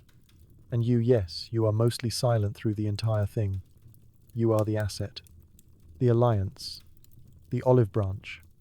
Your opinion is occasionally asked, but mostly for show. If you object too loudly, people will whisper about your lack of filial pietas, respect. If you stay silent, they praise your obedience. It's a lose-lose with sandals. Your future husband might be 16, he might be 35. If you're very unlucky, he might be a much older widower with adult children. and opinions about roof maintenance. But it doesn't really matter because he's your future now. You're told to be grateful. He has a villa, a decent family name, all his teeth. The wedding itself is full of rituals that are more unsettling the more you think about them. You wear a veil the color of fire, walk hand in hand with your new husband, and are led to his home while people shout suggestive things in the name of tradition. There's a pretend abduction element because, apparently, nothing says romance like symbolic kidnapping. Once married, your days change completely. No more school, no more running games in the street. Now it's all about household management, weaving, childbearing, and staying quiet while men discuss politics at dinner. You're expected to run a household before you can legally drink undiluted wine. You might think, surely someone prepares you for this. Yes, that someone is usually your mother or an aunt who's seen too much and simply says things like, just nod a lot, or never challenge. Your mother-in-law, unless you enjoy passive-aggressive sighing. You're expected to become an adult overnight, to go from child to wife in the time it takes to tie a sash. And while the boys get speeches and ceremonies and endless pats on the back for putting on a toga, your rite of passage involves losing your toys, gaining a stranger, and being told that quiet dignity is now your full-time personality. But let's be honest. Roman women are quietly, stubbornly brilliant. They adapt. They learn. They navigate this system with wit, strategy, and occasionally poison. But that's later history. Some women wield immense influence behind closed doors. Some run businesses. Some educate their children to be future senators and quietly correct their husband's Latin when no one's listening. Still, it's a rough transition. One day you're giggling about myths with your best friend. The next, she's someone's wife, managing a household while you try to remember if laughter is still allowed in public. Spoiler. It is, but only if it's soft and ladylike. So yes, if you're a girl in ancient Rome, childhood ends early. But don't count yourself out. Underneath the layers of expectation and modesty, you've got grit, cleverness, and an internal monologue that could flatten a legion. And while the world expects you to be quiet, it's only a matter of time before you figure out how to be heard anyway. Even if it starts with sighing dramatically during dinner. Dinner is a lecture with snacks. Adults argue about Cicero. You eat while being quizzed about Virgil. Heaven help you if you confuse your poets. In a Roman household, mealtime is not a peaceful retreat. It's a performance, a test, a symposium disguised as a supper. You sit down expecting bread and maybe a fig, and end up in a full-blown debate about whether Stoicism makes better citizens than Epicureanism. And you're 12. You just wanted olives. The room is thick with voices. Everyone's talking. No one's listening. Your father begins with a pointed question like, "What did Seneca say about the moral decay of the Republic?" While you're halfway through a bite of lentils. You chew nervously, stalling for time, hoping your sister will answer first. She doesn't. She's busy pretending to be fascinated by a pomegranate seed. There's food, yes, but it comes second to conversation. First course, philosophy. Second course, politics. Third course, grudges. The food might be barley porridge, roasted vegetables, or, if you're lucky, dormice stuffed with herbs and regret. But the main dish is always opinions, served hot, loud, and with extra gesturing. As the youngest, you're expected to listen, learn, and occasionally parrot back something impressive you memorized earlier that day. Quote, Cicero, applause, misquote Horace. You get a condescending smile, and an extra helping of, you'll understand when you're older. Mix up your declensions, you may be exiled to the children's table, a rickety bench, where younger siblings debate whether raisins count as dessert. At the head of the table is your father, the unofficial moderator of this daily verbal colosseum.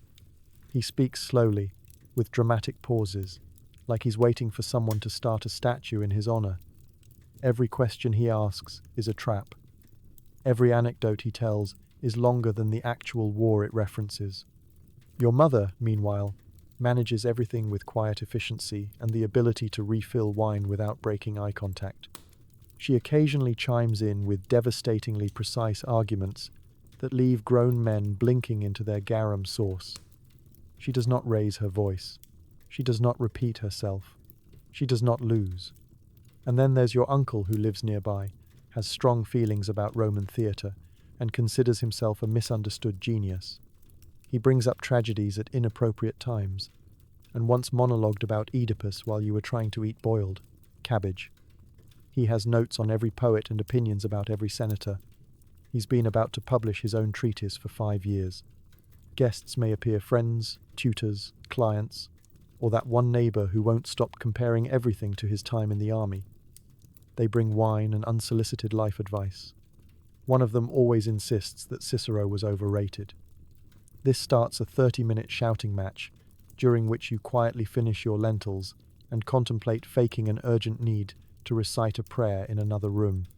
If you're a girl, your role at the table may be slightly different, still present, still expected to learn, but with an added layer of quiet grace. Speak too much, and you're improper. Speak too little, and you're not engaged. Your job is to strike the perfect balance, knowledgeable but not arrogant, thoughtful but not challenging, articulate but not threatening to male egos 3 times your age. Easy, right? The conversation is constant. No one eats in silence.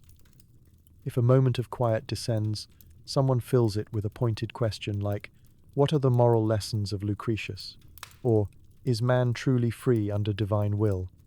You do your best to answer, nod, and not choke on your bread while formulating your response. And all the while, the wine flows, watered down for kids, strong for adults.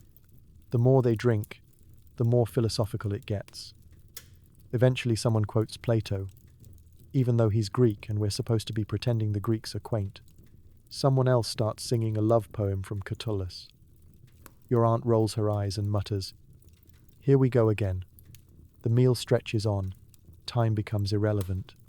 Dessert, when it arrives, is modest, perhaps honey cakes or figs, but by then the conversation has usually descended into muttered insults about provincial governors or heated discussions about gladiator ethics. You slip away when you can, your brain heavy with rhetoric and your stomach full of salted fish. Tomorrow, it will happen again.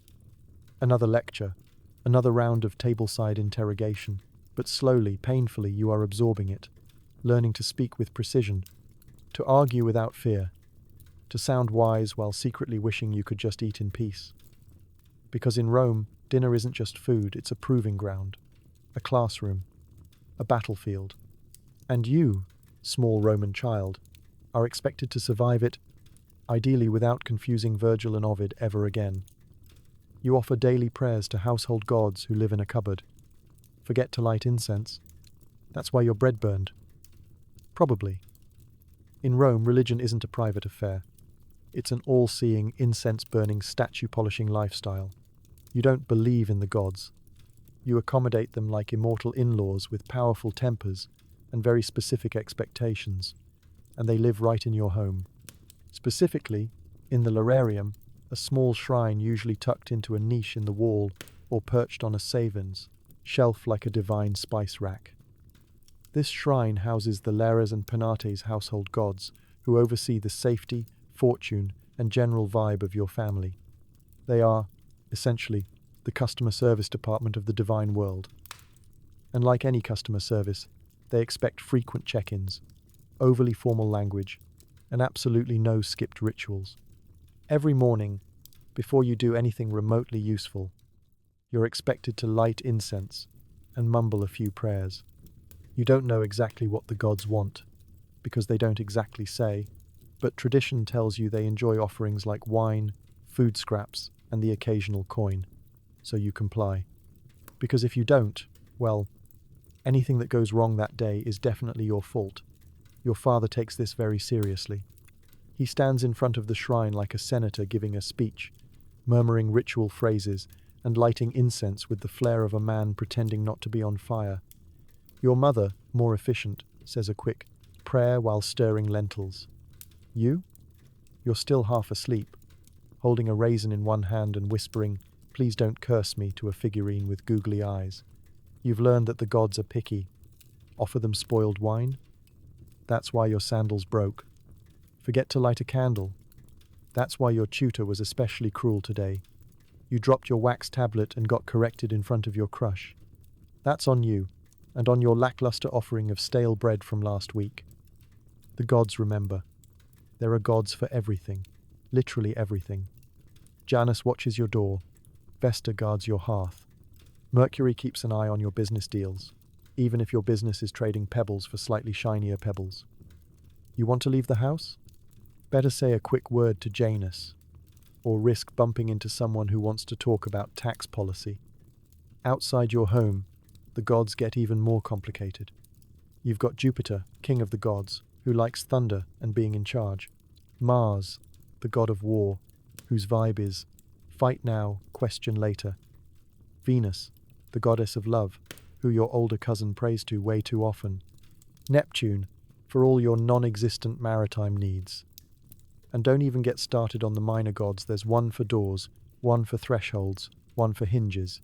Yes, hinges. The temples are massive, expensive, and smell like burnt offerings and ambition. If your family is wealthy, you go regularly. If not, you still pass them. Constantly reminded that somewhere in the marble haze, a divine being is watching, judging, and maybe sending a small plague your way if you disrespect the ritual order of sacrifices. And then there are the festivals. Special days where everyone collectively freaks out in the name of a god. There's parades, prayers, sacrifices, sometimes involving animals, always involving drama, and lots of shouting. If you forget it's a sacred day and do something normal like laundry or sneezing too loudly, you've basically offended a god. Time to make amends. With cake, ideally. Sometimes the gods give signs. A bird flies the wrong direction? Bad omen. Lightning during lunch? Definitely a warning. Someone sneezes at the wrong moment? That's an entire ritual delay. Your family keeps a haruspex on speed dial, a priest who reads the future in animal entrails. Because nothing says accurate prediction like squinting at goat intestines. Still, despite the rules, the rituals, and the permanent background anxiety of divine disapproval, there's comfort in it. You're never alone.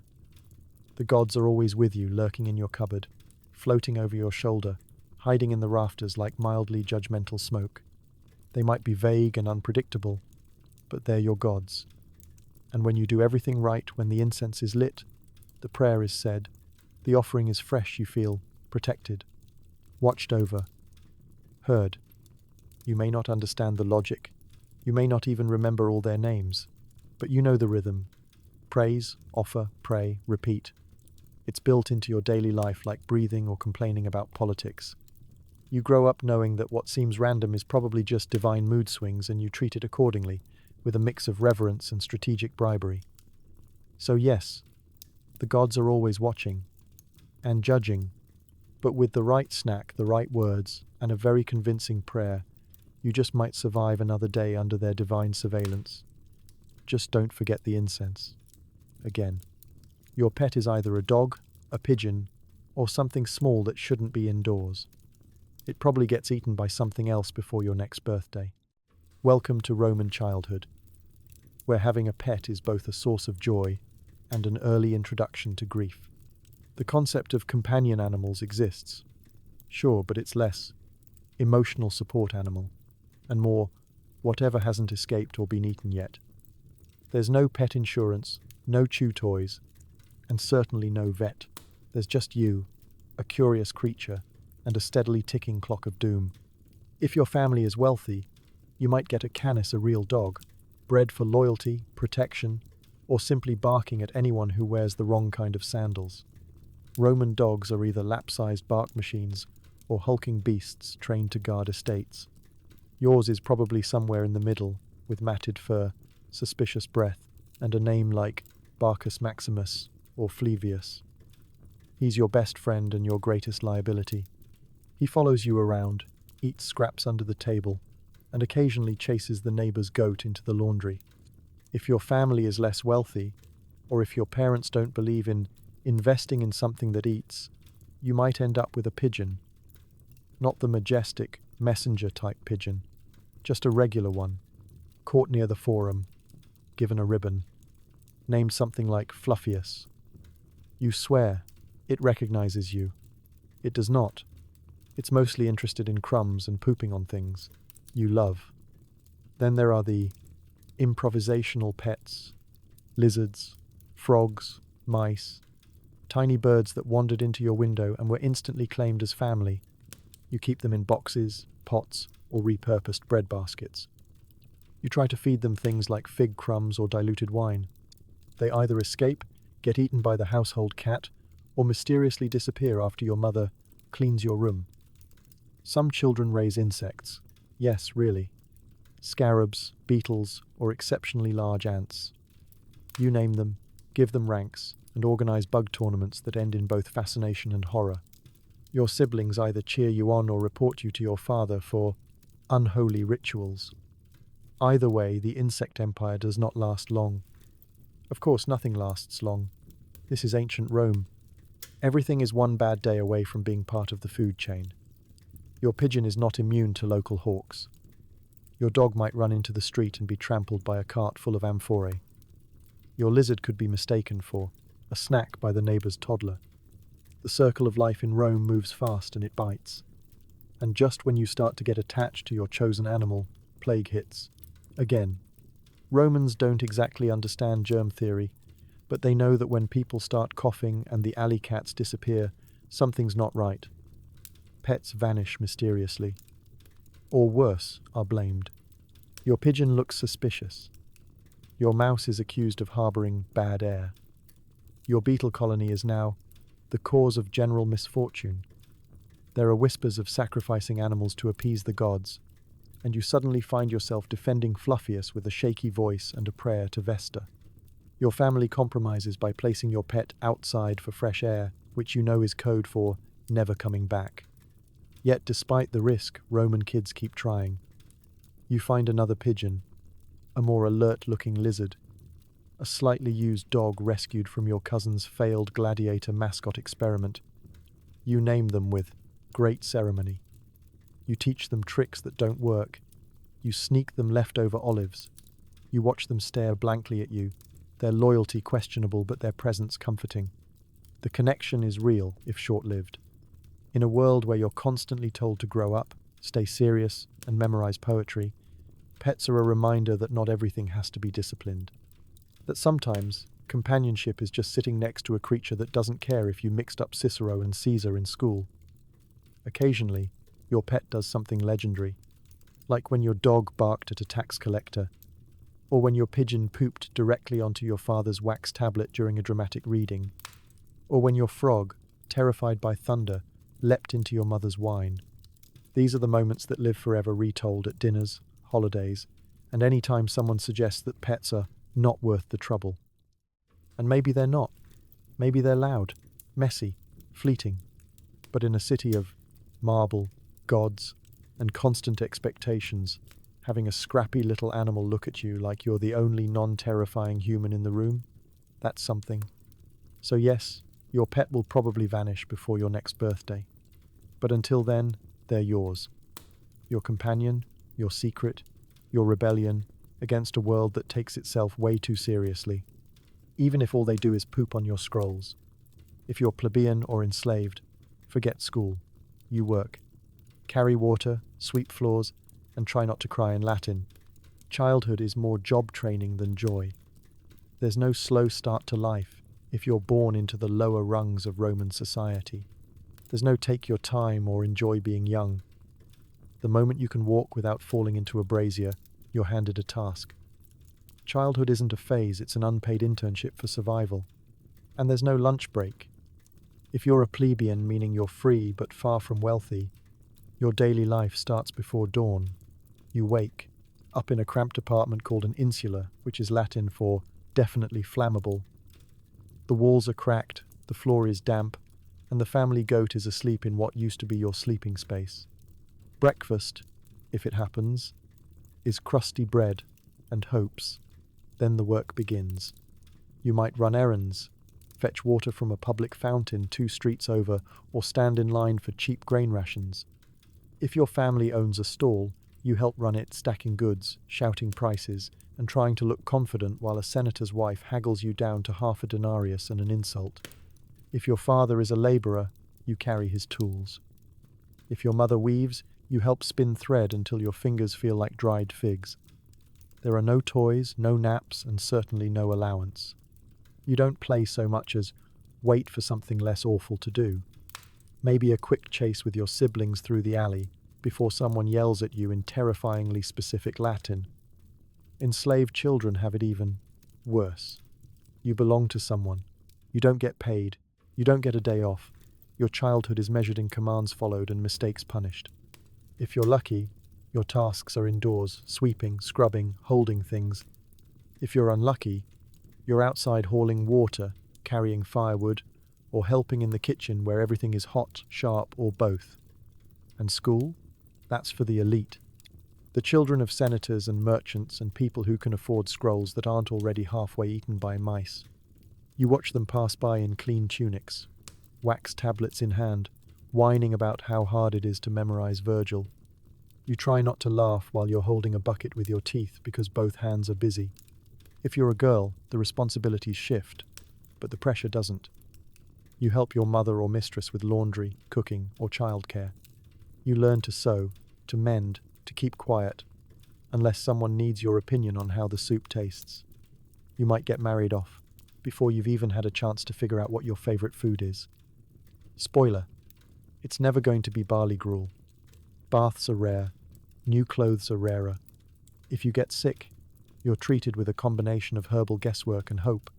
You don't see doctors unless you're rich, bleeding dramatically, or needed as a test subject for someone's experimental potion. Usually, your mother just gives you a smelly poultice and tells you to walk it off.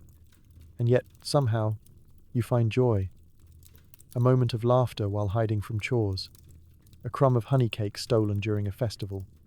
Splashing water on your brother when you're supposed to be scrubbing the floor. It's not much, but it's yours. You learn fast. You become resilient. You understand how to avoid the wrath of adults, when to disappear, when to nod silently, and when to distract someone with a well-timed question about the gods. You're a strategist, a survivor, a tiny barefoot expert in getting things done. There's a strange pride in it. You carry heavy loads. You know the streets like the back of your olive-stained hand, and you can make a meal out of 2 beans and a spoonful of fish sauce. You're not spoiled, you're forged. And while the rich kids may learn philosophy and poetry, you know how to climb a 3-story building with a broken ladder and a bag of laundry, but still, it's hard. No one romanticizes it while you're living it. Your back hurts. Your hands are rough. You're tired before you even get to your chores. And when you finally lie down at night, it's on a straw mat surrounded by people who snore, mutter in their sleep, or occasionally roll over and elbow you in the face. And yet you dream. You dream of better things. Of coins in your pocket. Of enough bread for everyone. Of a day when you might own a shop, or a mule, or a tunic that isn't made of someone else's tunic. Because even when Rome forgets you, you don't forget hope. That's the secret of being poor in ancient Rome. You work, you endure, and somehow you keep going. Not because it's easy, but because giving up isn't an option. You're too busy surviving. You get private tutors, better sandals, and the occasional peacock sighting. But you're also expected to quote Cicero by breakfast and attend 10-hour feasts without spilling grape juice. At first glance, rich Roman childhood sounds like a dream. Cushions, cloaks, rooms that don't leak. You've got servants to tie your sandals, brush your curls, and shoo away flies. You eat food that hasn't been burned beyond recognition. Sometimes there's music, sometimes there's cake, and sometimes a senator shows up to dinner just to compliment your father's wine cellar. But here's the thing no one tells you.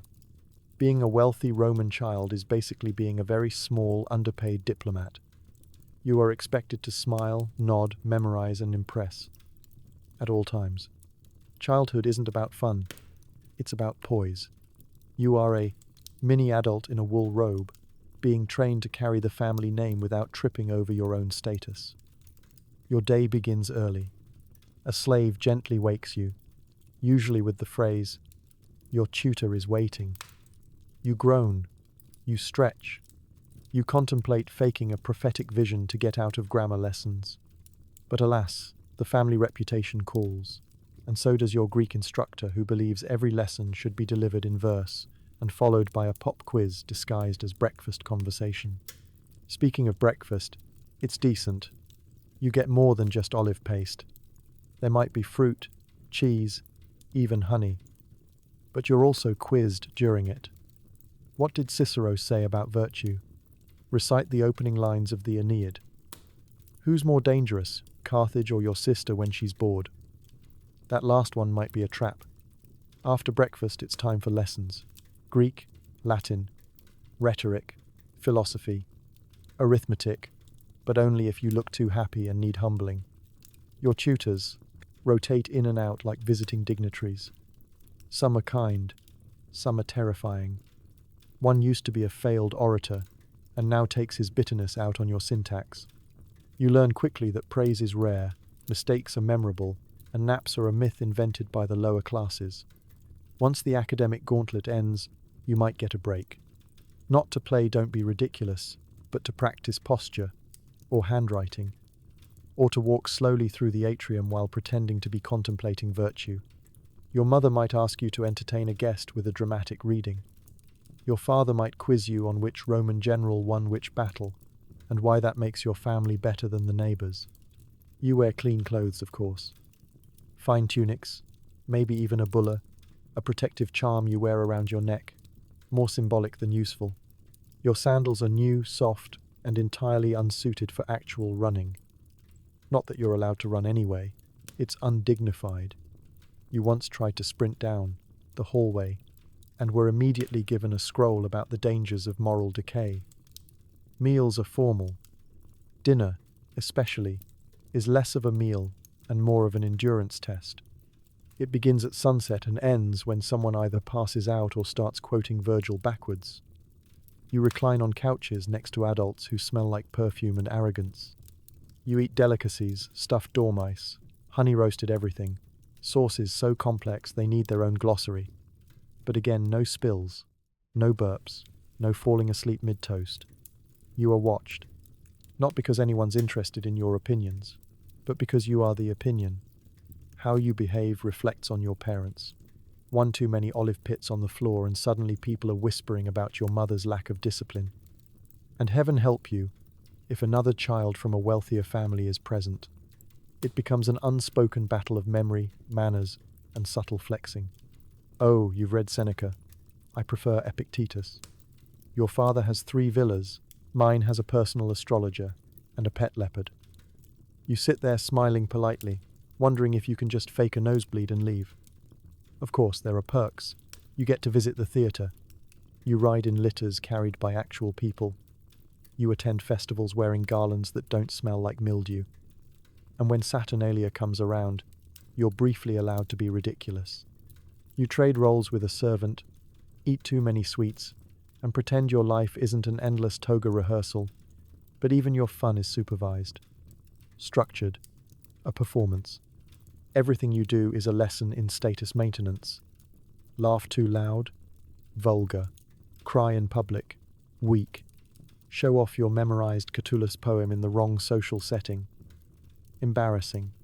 There's no freedom, just the illusion of it, wrapped in silk and obligation. So yes, being rich means clean clothes and real meals, but it also means pressure, expectations, and a daily tightrope walk between impressing guests and not outshining your father. You are a child by age, an adult by expectation, and a disappointment by default if you forget which fork is for the oysters. Congratulations. You're privileged, polished, and perpetually exhausted. Welcome to Roman luxury. You catch everything. There are no vaccines, no penicillin, and no sympathy. The cure for a cold might involve honey, goat hair, and yelling. Welcome to childhood in ancient Rome, where sick day means lying on a straw mat while your grandmother rubs garlic on your chest, and your father blames the gods, the neighbors, and your posture. Getting ill isn't a rare inconvenience, it's a rite of passage. Colds, fevers, rashes, and mysterious coughs are part of the daily rotation, like chores, but wetter and more dangerous. You're sick all the time. Not because you're weak, but because Rome is basically a petri dish with statues. The water is suspect. The food is questionable. The streets are filled with animal droppings, fish guts, and the occasional aggressively sneezing donkey. There are flies. There are rats. There are people who think washing your hands is a sign of weakness. Of course, you're sick. At the first sign of a sniffle, the household goes into full panic if you're rich. You're whisked away from the atrium and laid on a couch in the sunlight, covered in a blanket that smells vaguely of lemons and despair. A slave is sent running for the family physician, who may or may not have any medical training beyond owning a bag of herbs and a deep voice. If you're poor, you just keep working. You cough into your elbow, mutter a prayer to Apollo, and hope it goes away before your lungs do. Maybe someone gives you a hot drink. Maybe someone tells you to chew on rosemary and think healthy thoughts. You try not to collapse while carrying the laundry up 3 flights of stairs. Doctors in Rome are unpredictable. Some are learned Greeks with scrolls and sandals and very serious expressions. Others are your neighbor's cousin who once boiled a root and declared himself a healer. Either way, you're the test subject. They check your pulse by holding your wrist and nodding solemnly. They might taste your urine. They might listen to your breathing and declare your soul unbalanced. Then they prescribe something you absolutely don't want to drink. Roman medicine involves ingredients like myrrh, crushed pearls, fennel, ash, wine, vinegar, and things that were definitely alive 5 minutes ago. Some cures are elaborate rituals. Others are just hot compresses and prayers. One proven method for fever involves sleeping with a coin under your tongue and waking up under a goose. No one knows why. It probably worked once. And then there's bloodletting. If you've got a fever, someone might suggest letting a little blood out to balance your humours. If you've got a headache, it's probably too much black bile. Stomach pain? The gods are displeased. Try fasting and sage. Stub toe? Clearly an omen. And yes, the gods are very much involved in your healthcare. Your parents offer sacrifices to Asclepius, god of healing. They light incense, whisper prayers, and promise to give up figs if you survive. If things get worse, you might be taken to a temple where priests hum while wafting smoke in your general direction. It's unclear whether this helps, but at least it smells nicer than your room. You're expected to be stoic about all of it. No whining, no complaining. If you cry, someone quotes Seneca at you about strength and virtue. If you throw up, they blame it on your diet, your horoscope, or your moral failings. Sympathy is not part of the Roman health package. But there's a strange kind of care buried in the chaos. Your mother sits by your side at night, wiping your forehead with a damp cloth. Your siblings sneak you a honey cake when no one's looking. Your father, who hasn't smiled in a month, ruffles your hair and mutters that you'd better not die. It's inconvenient. And sometimes you get better.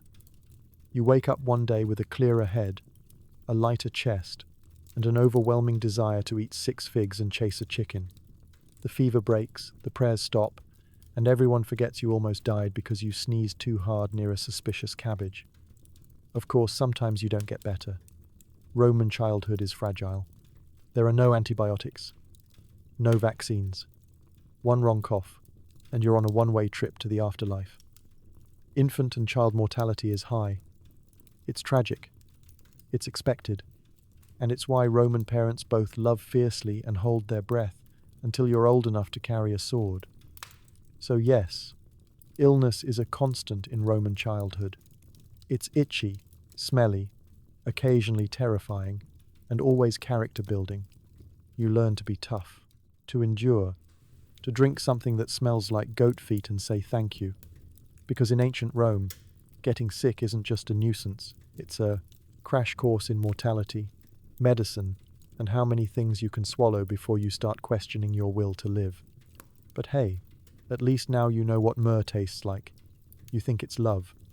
Your parents think it's an opportunity to expand their land holdings. Guess who wins? You're 12, maybe 13.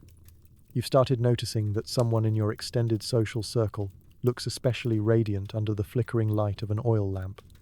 Your heart skips a beat. Your stomach does a weird dance. It's official. You're in love with the daughter of a senator, or the boy who recited Virgil at that one dinner party without fainting. You dream of passing secret messages, maybe even brushing elbows in the atrium. Scandalous. But before you can even finish carving their initials into a wax tablet, your parents step in, because in ancient Rome, love is less about butterflies and more about land, status, and legally binding contracts that include clauses about dowries, goats, and who gets the nicer villa in case of divorce. Your mother sits you down, all soft voice and tight smile, and asks what you think of the Sabinus family's eldest child. You respond with a confused shrug, still mentally composing a love poem about your crush's eyebrows. Your father, meanwhile, is already drawing up a short list of potential alliances based on social rank, property borders, and whether the other family can be trusted not to poison anyone at the wedding. In elite Roman society, love matches are seen as quaint at best and dangerously inconvenient at worst. Marriages are arranged by adults, negotiated like treaties, and finalized with enough paperwork to make a modern lawyer weep. Your feelings are about as relevant to the process as your opinion on aqueduct pressure. Still, you try. You sneak glances. You blush. You write your beloved's name in the dust behind the family shrine. Maybe they smile back. Maybe they ignore you completely because they've already been promised to someone whose family owns half of Etruria and 300 amphorae of very persuasive wine. If you're a girl, the whole thing is somehow even more complicated. You might be betrothed before your first crush even has a chance to mispronounce your name. Your job is to smile politely, not faint, and hope the man chosen for you doesn't refer to himself in the third person. You practice walking with grace, pouring wine without shaking, and pretending not to mind being handed off like part of a tax agreement. And if you're a boy, well, congratulations. You now have to pretend your romantic interest is purely strategic. You learn to say things like, "Her family holdings align with ours in a very promising way," while secretly doodling hearts in the margins of your scrolls. You may be asked to court her, by which your parents mean, "Don't embarrass us in public, and try not to get attached." Actual courtship rituals vary. Some families allow brief, supervised meetings. Others exchange letters delivered by nervous slaves who pretend not to read them aloud later for fun. A particularly romantic gesture might involve gifting a small bronze figurine or a poem you definitely didn't plagiarize from Ovid. Of course, there are rumors.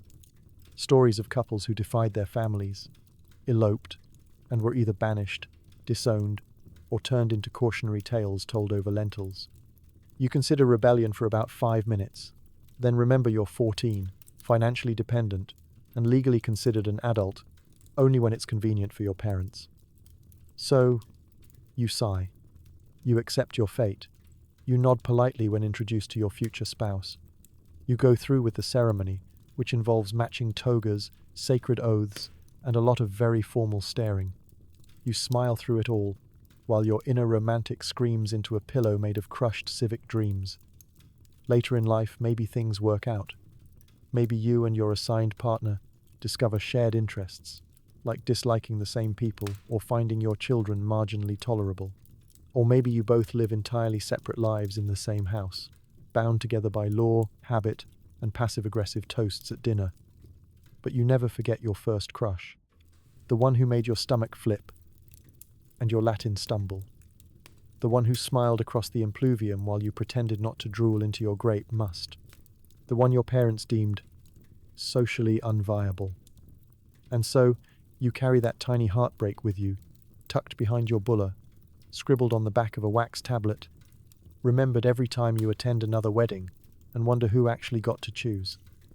Because in ancient Rome, your first love isn't a sweet, awkward memory. It's a missed negotiation, a lesson in family politics, and possibly the reason you developed trust issues before puberty even finished.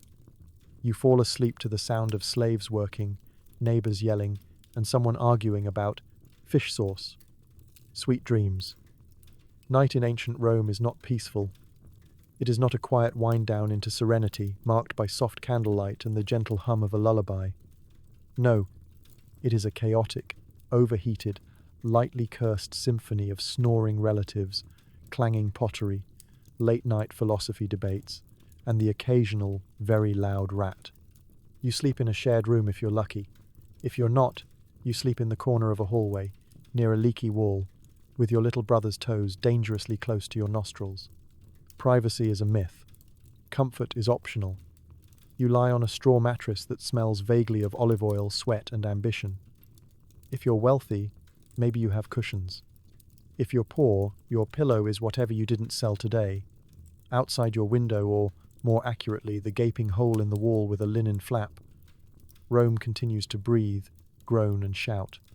Vendors argue over unsold produce. Drunks stagger home, singing about the glory of Rome and tripping over amphorae. A neighbor is having a marital disagreement that could qualify as a theatrical production. Someone on your floor thinks 11 p.m. is the perfect time to practice the pan flute. And then there are the smells. Nighttime in Rome is a full frontal assault on your nose. The chamber pot under your bed is definitely not empty. The latrine 2 floors below has begun its nightly waft. Add in the scent of leftover garum fermented fish sauce, and you begin to question the god's design of the human nose. You try to drift off. You turn over. You close your eyes. You pretend the creaking upstairs isn't rats doing laps. Then your father, having had one too many cups of cheap wine, launches into his nighttime tradition of snoring like a wounded centurion. The family dog barks at absolutely nothing. A mosquito the size of your ego buzzes threateningly by your ear. And don't even get started on the nightmares. You dream of school, of forgetting your Latin declensions in front of your tutor. You dream of being late to a festival and showing up in the wrong toga. You dream of your cousin Publius stealing your wax tablet again. You dream of the gods judging your prayer form and giving you metaphorical side-eye from their shrine in the corner. Superstition is everywhere. You're told not to sleep facing the door, or under a beam, or with your left foot uncovered. Bad dreams aren't just dreams, they're omens. Forget to light incense earlier? That explains the dream about the burning chicken. Say the wrong thing at dinner? Now you're dreaming about falling down an endless marble staircase while Cicero critiques your form. Your mother believes in dream interpretation, and sometimes wakes you up just to ask what you saw. If it involved snakes, birds, or bread, it means something. If it involved your uncle in a toga made of bees, that's probably just indigestion. If you're wealthy, maybe your home has guards or doormen who patrol the grounds.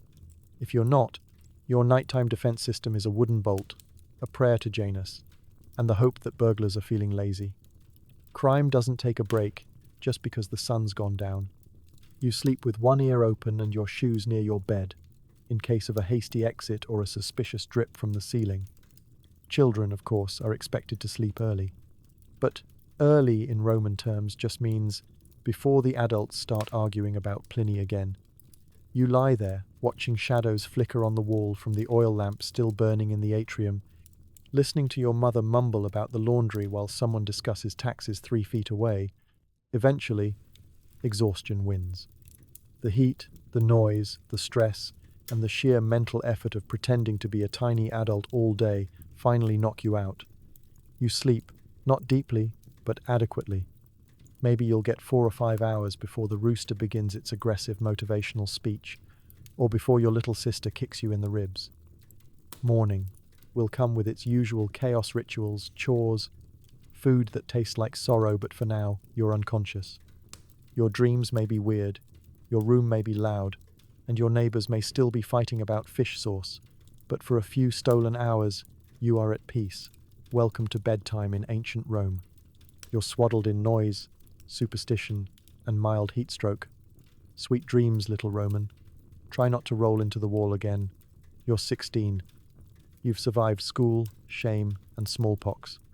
You're either marrying, soldiering, or studying law. Childhood is over. Good luck out there, tiny Roman. In Rome, turning 16 isn't celebrated with a party and a questionable tattoo. It's celebrated with responsibility, societal expectation, and the distant thud of adulthood stomping toward you in hobnailed sandals. You don't ease into maturity, you're shoved face first into it, toga first and prayer ready. If you're a boy, it all begins with the toga virilis, the toga of manhood. Up until now, you've worn the toga praetexta, with its little purple stripe that says, "I'm a child, please don't ask me my opinion on the grain tax." But now it's time for pure white wool, 5 extra pounds of cloth, and the crushing weight of civic duty. The ceremony is public. You parade through the streets. People clap. You sweat. It's like graduating, but with more fabric and fewer snacks. And now that you're a man, Rome expects you to pick a lane. Option 1, military service. If your family has connections, or you're just particularly good at standing upright, you might be sent off to join the legions. You'll carry 60 pounds of gear, sleep in a ditch, and try not to get stabbed by Gauls. You'll be taught how to march, shout in Latin, build bridges, and make stew using only whatever you killed that day and a prayer to Mars. You're still a teenager, but now you're expected to survive on dried beans and your own stubbornness. Option 2, politics and law. For the elite, soldiering is optional, but knowing how to quote Cicero and point dramatically is not. You might be apprenticed to a lawyer or politician, attending court cases and nodding thoughtfully while trying not to fall asleep. You take notes, you recite laws. You learn to look intrigued by property disputes. You're being groomed to speak in the forum one day and hopefully not get laughed out of it. Option 3, marriage. If you're a girl, this is almost definitely your path. Maybe you were married off at 14, maybe you're still waiting for the dowry to be finalized. Either way, your coming of age has less fanfare and more paperwork. Your toys are long gone. Your education, if you had one, shifts to household management, diplomacy through eye contact, and the delicate art of smiling while disagreeing with your husband's interpretation of Virgil.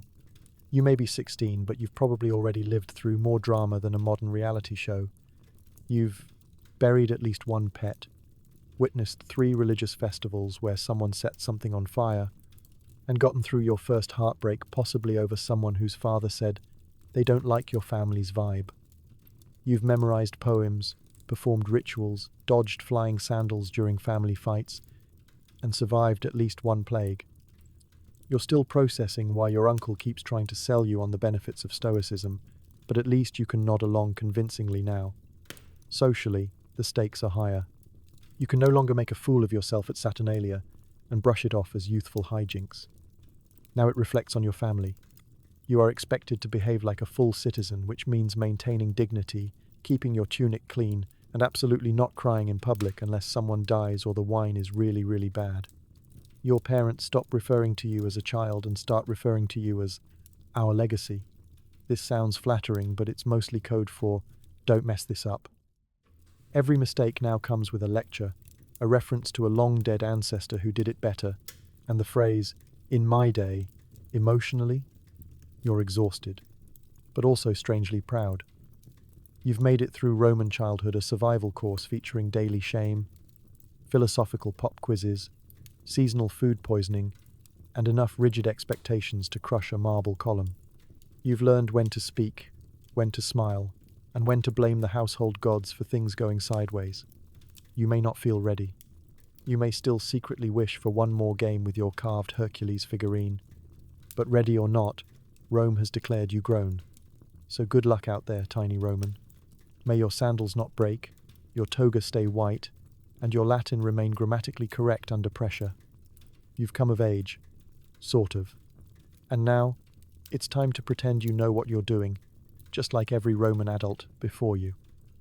And so, as your day in ancient Rome winds to a close, you peel off your dusty tunic, wipe olive oil from your brow, and lie back on your straw-stuffed mattress if you're lucky enough to have one.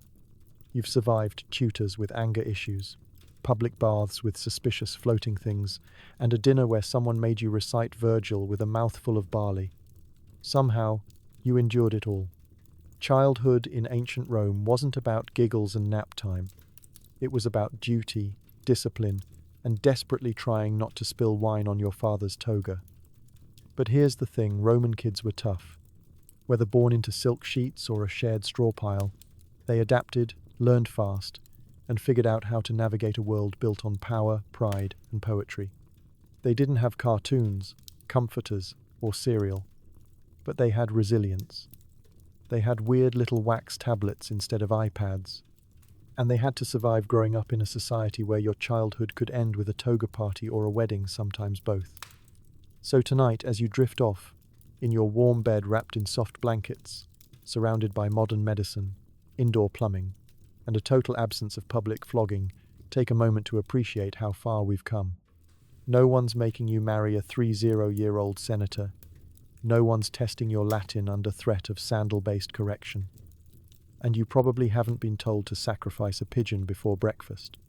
Because history may be uncomfortable, itchy, and mildly terrifying, but it's also a reminder. People are endlessly stubborn, weirdly creative, and surprisingly good at surviving things they absolutely shouldn't have. So rest easy, time traveler. The gods are off duty, your toga is folded, and no one's asking you to recite Cicero tonight. Good night.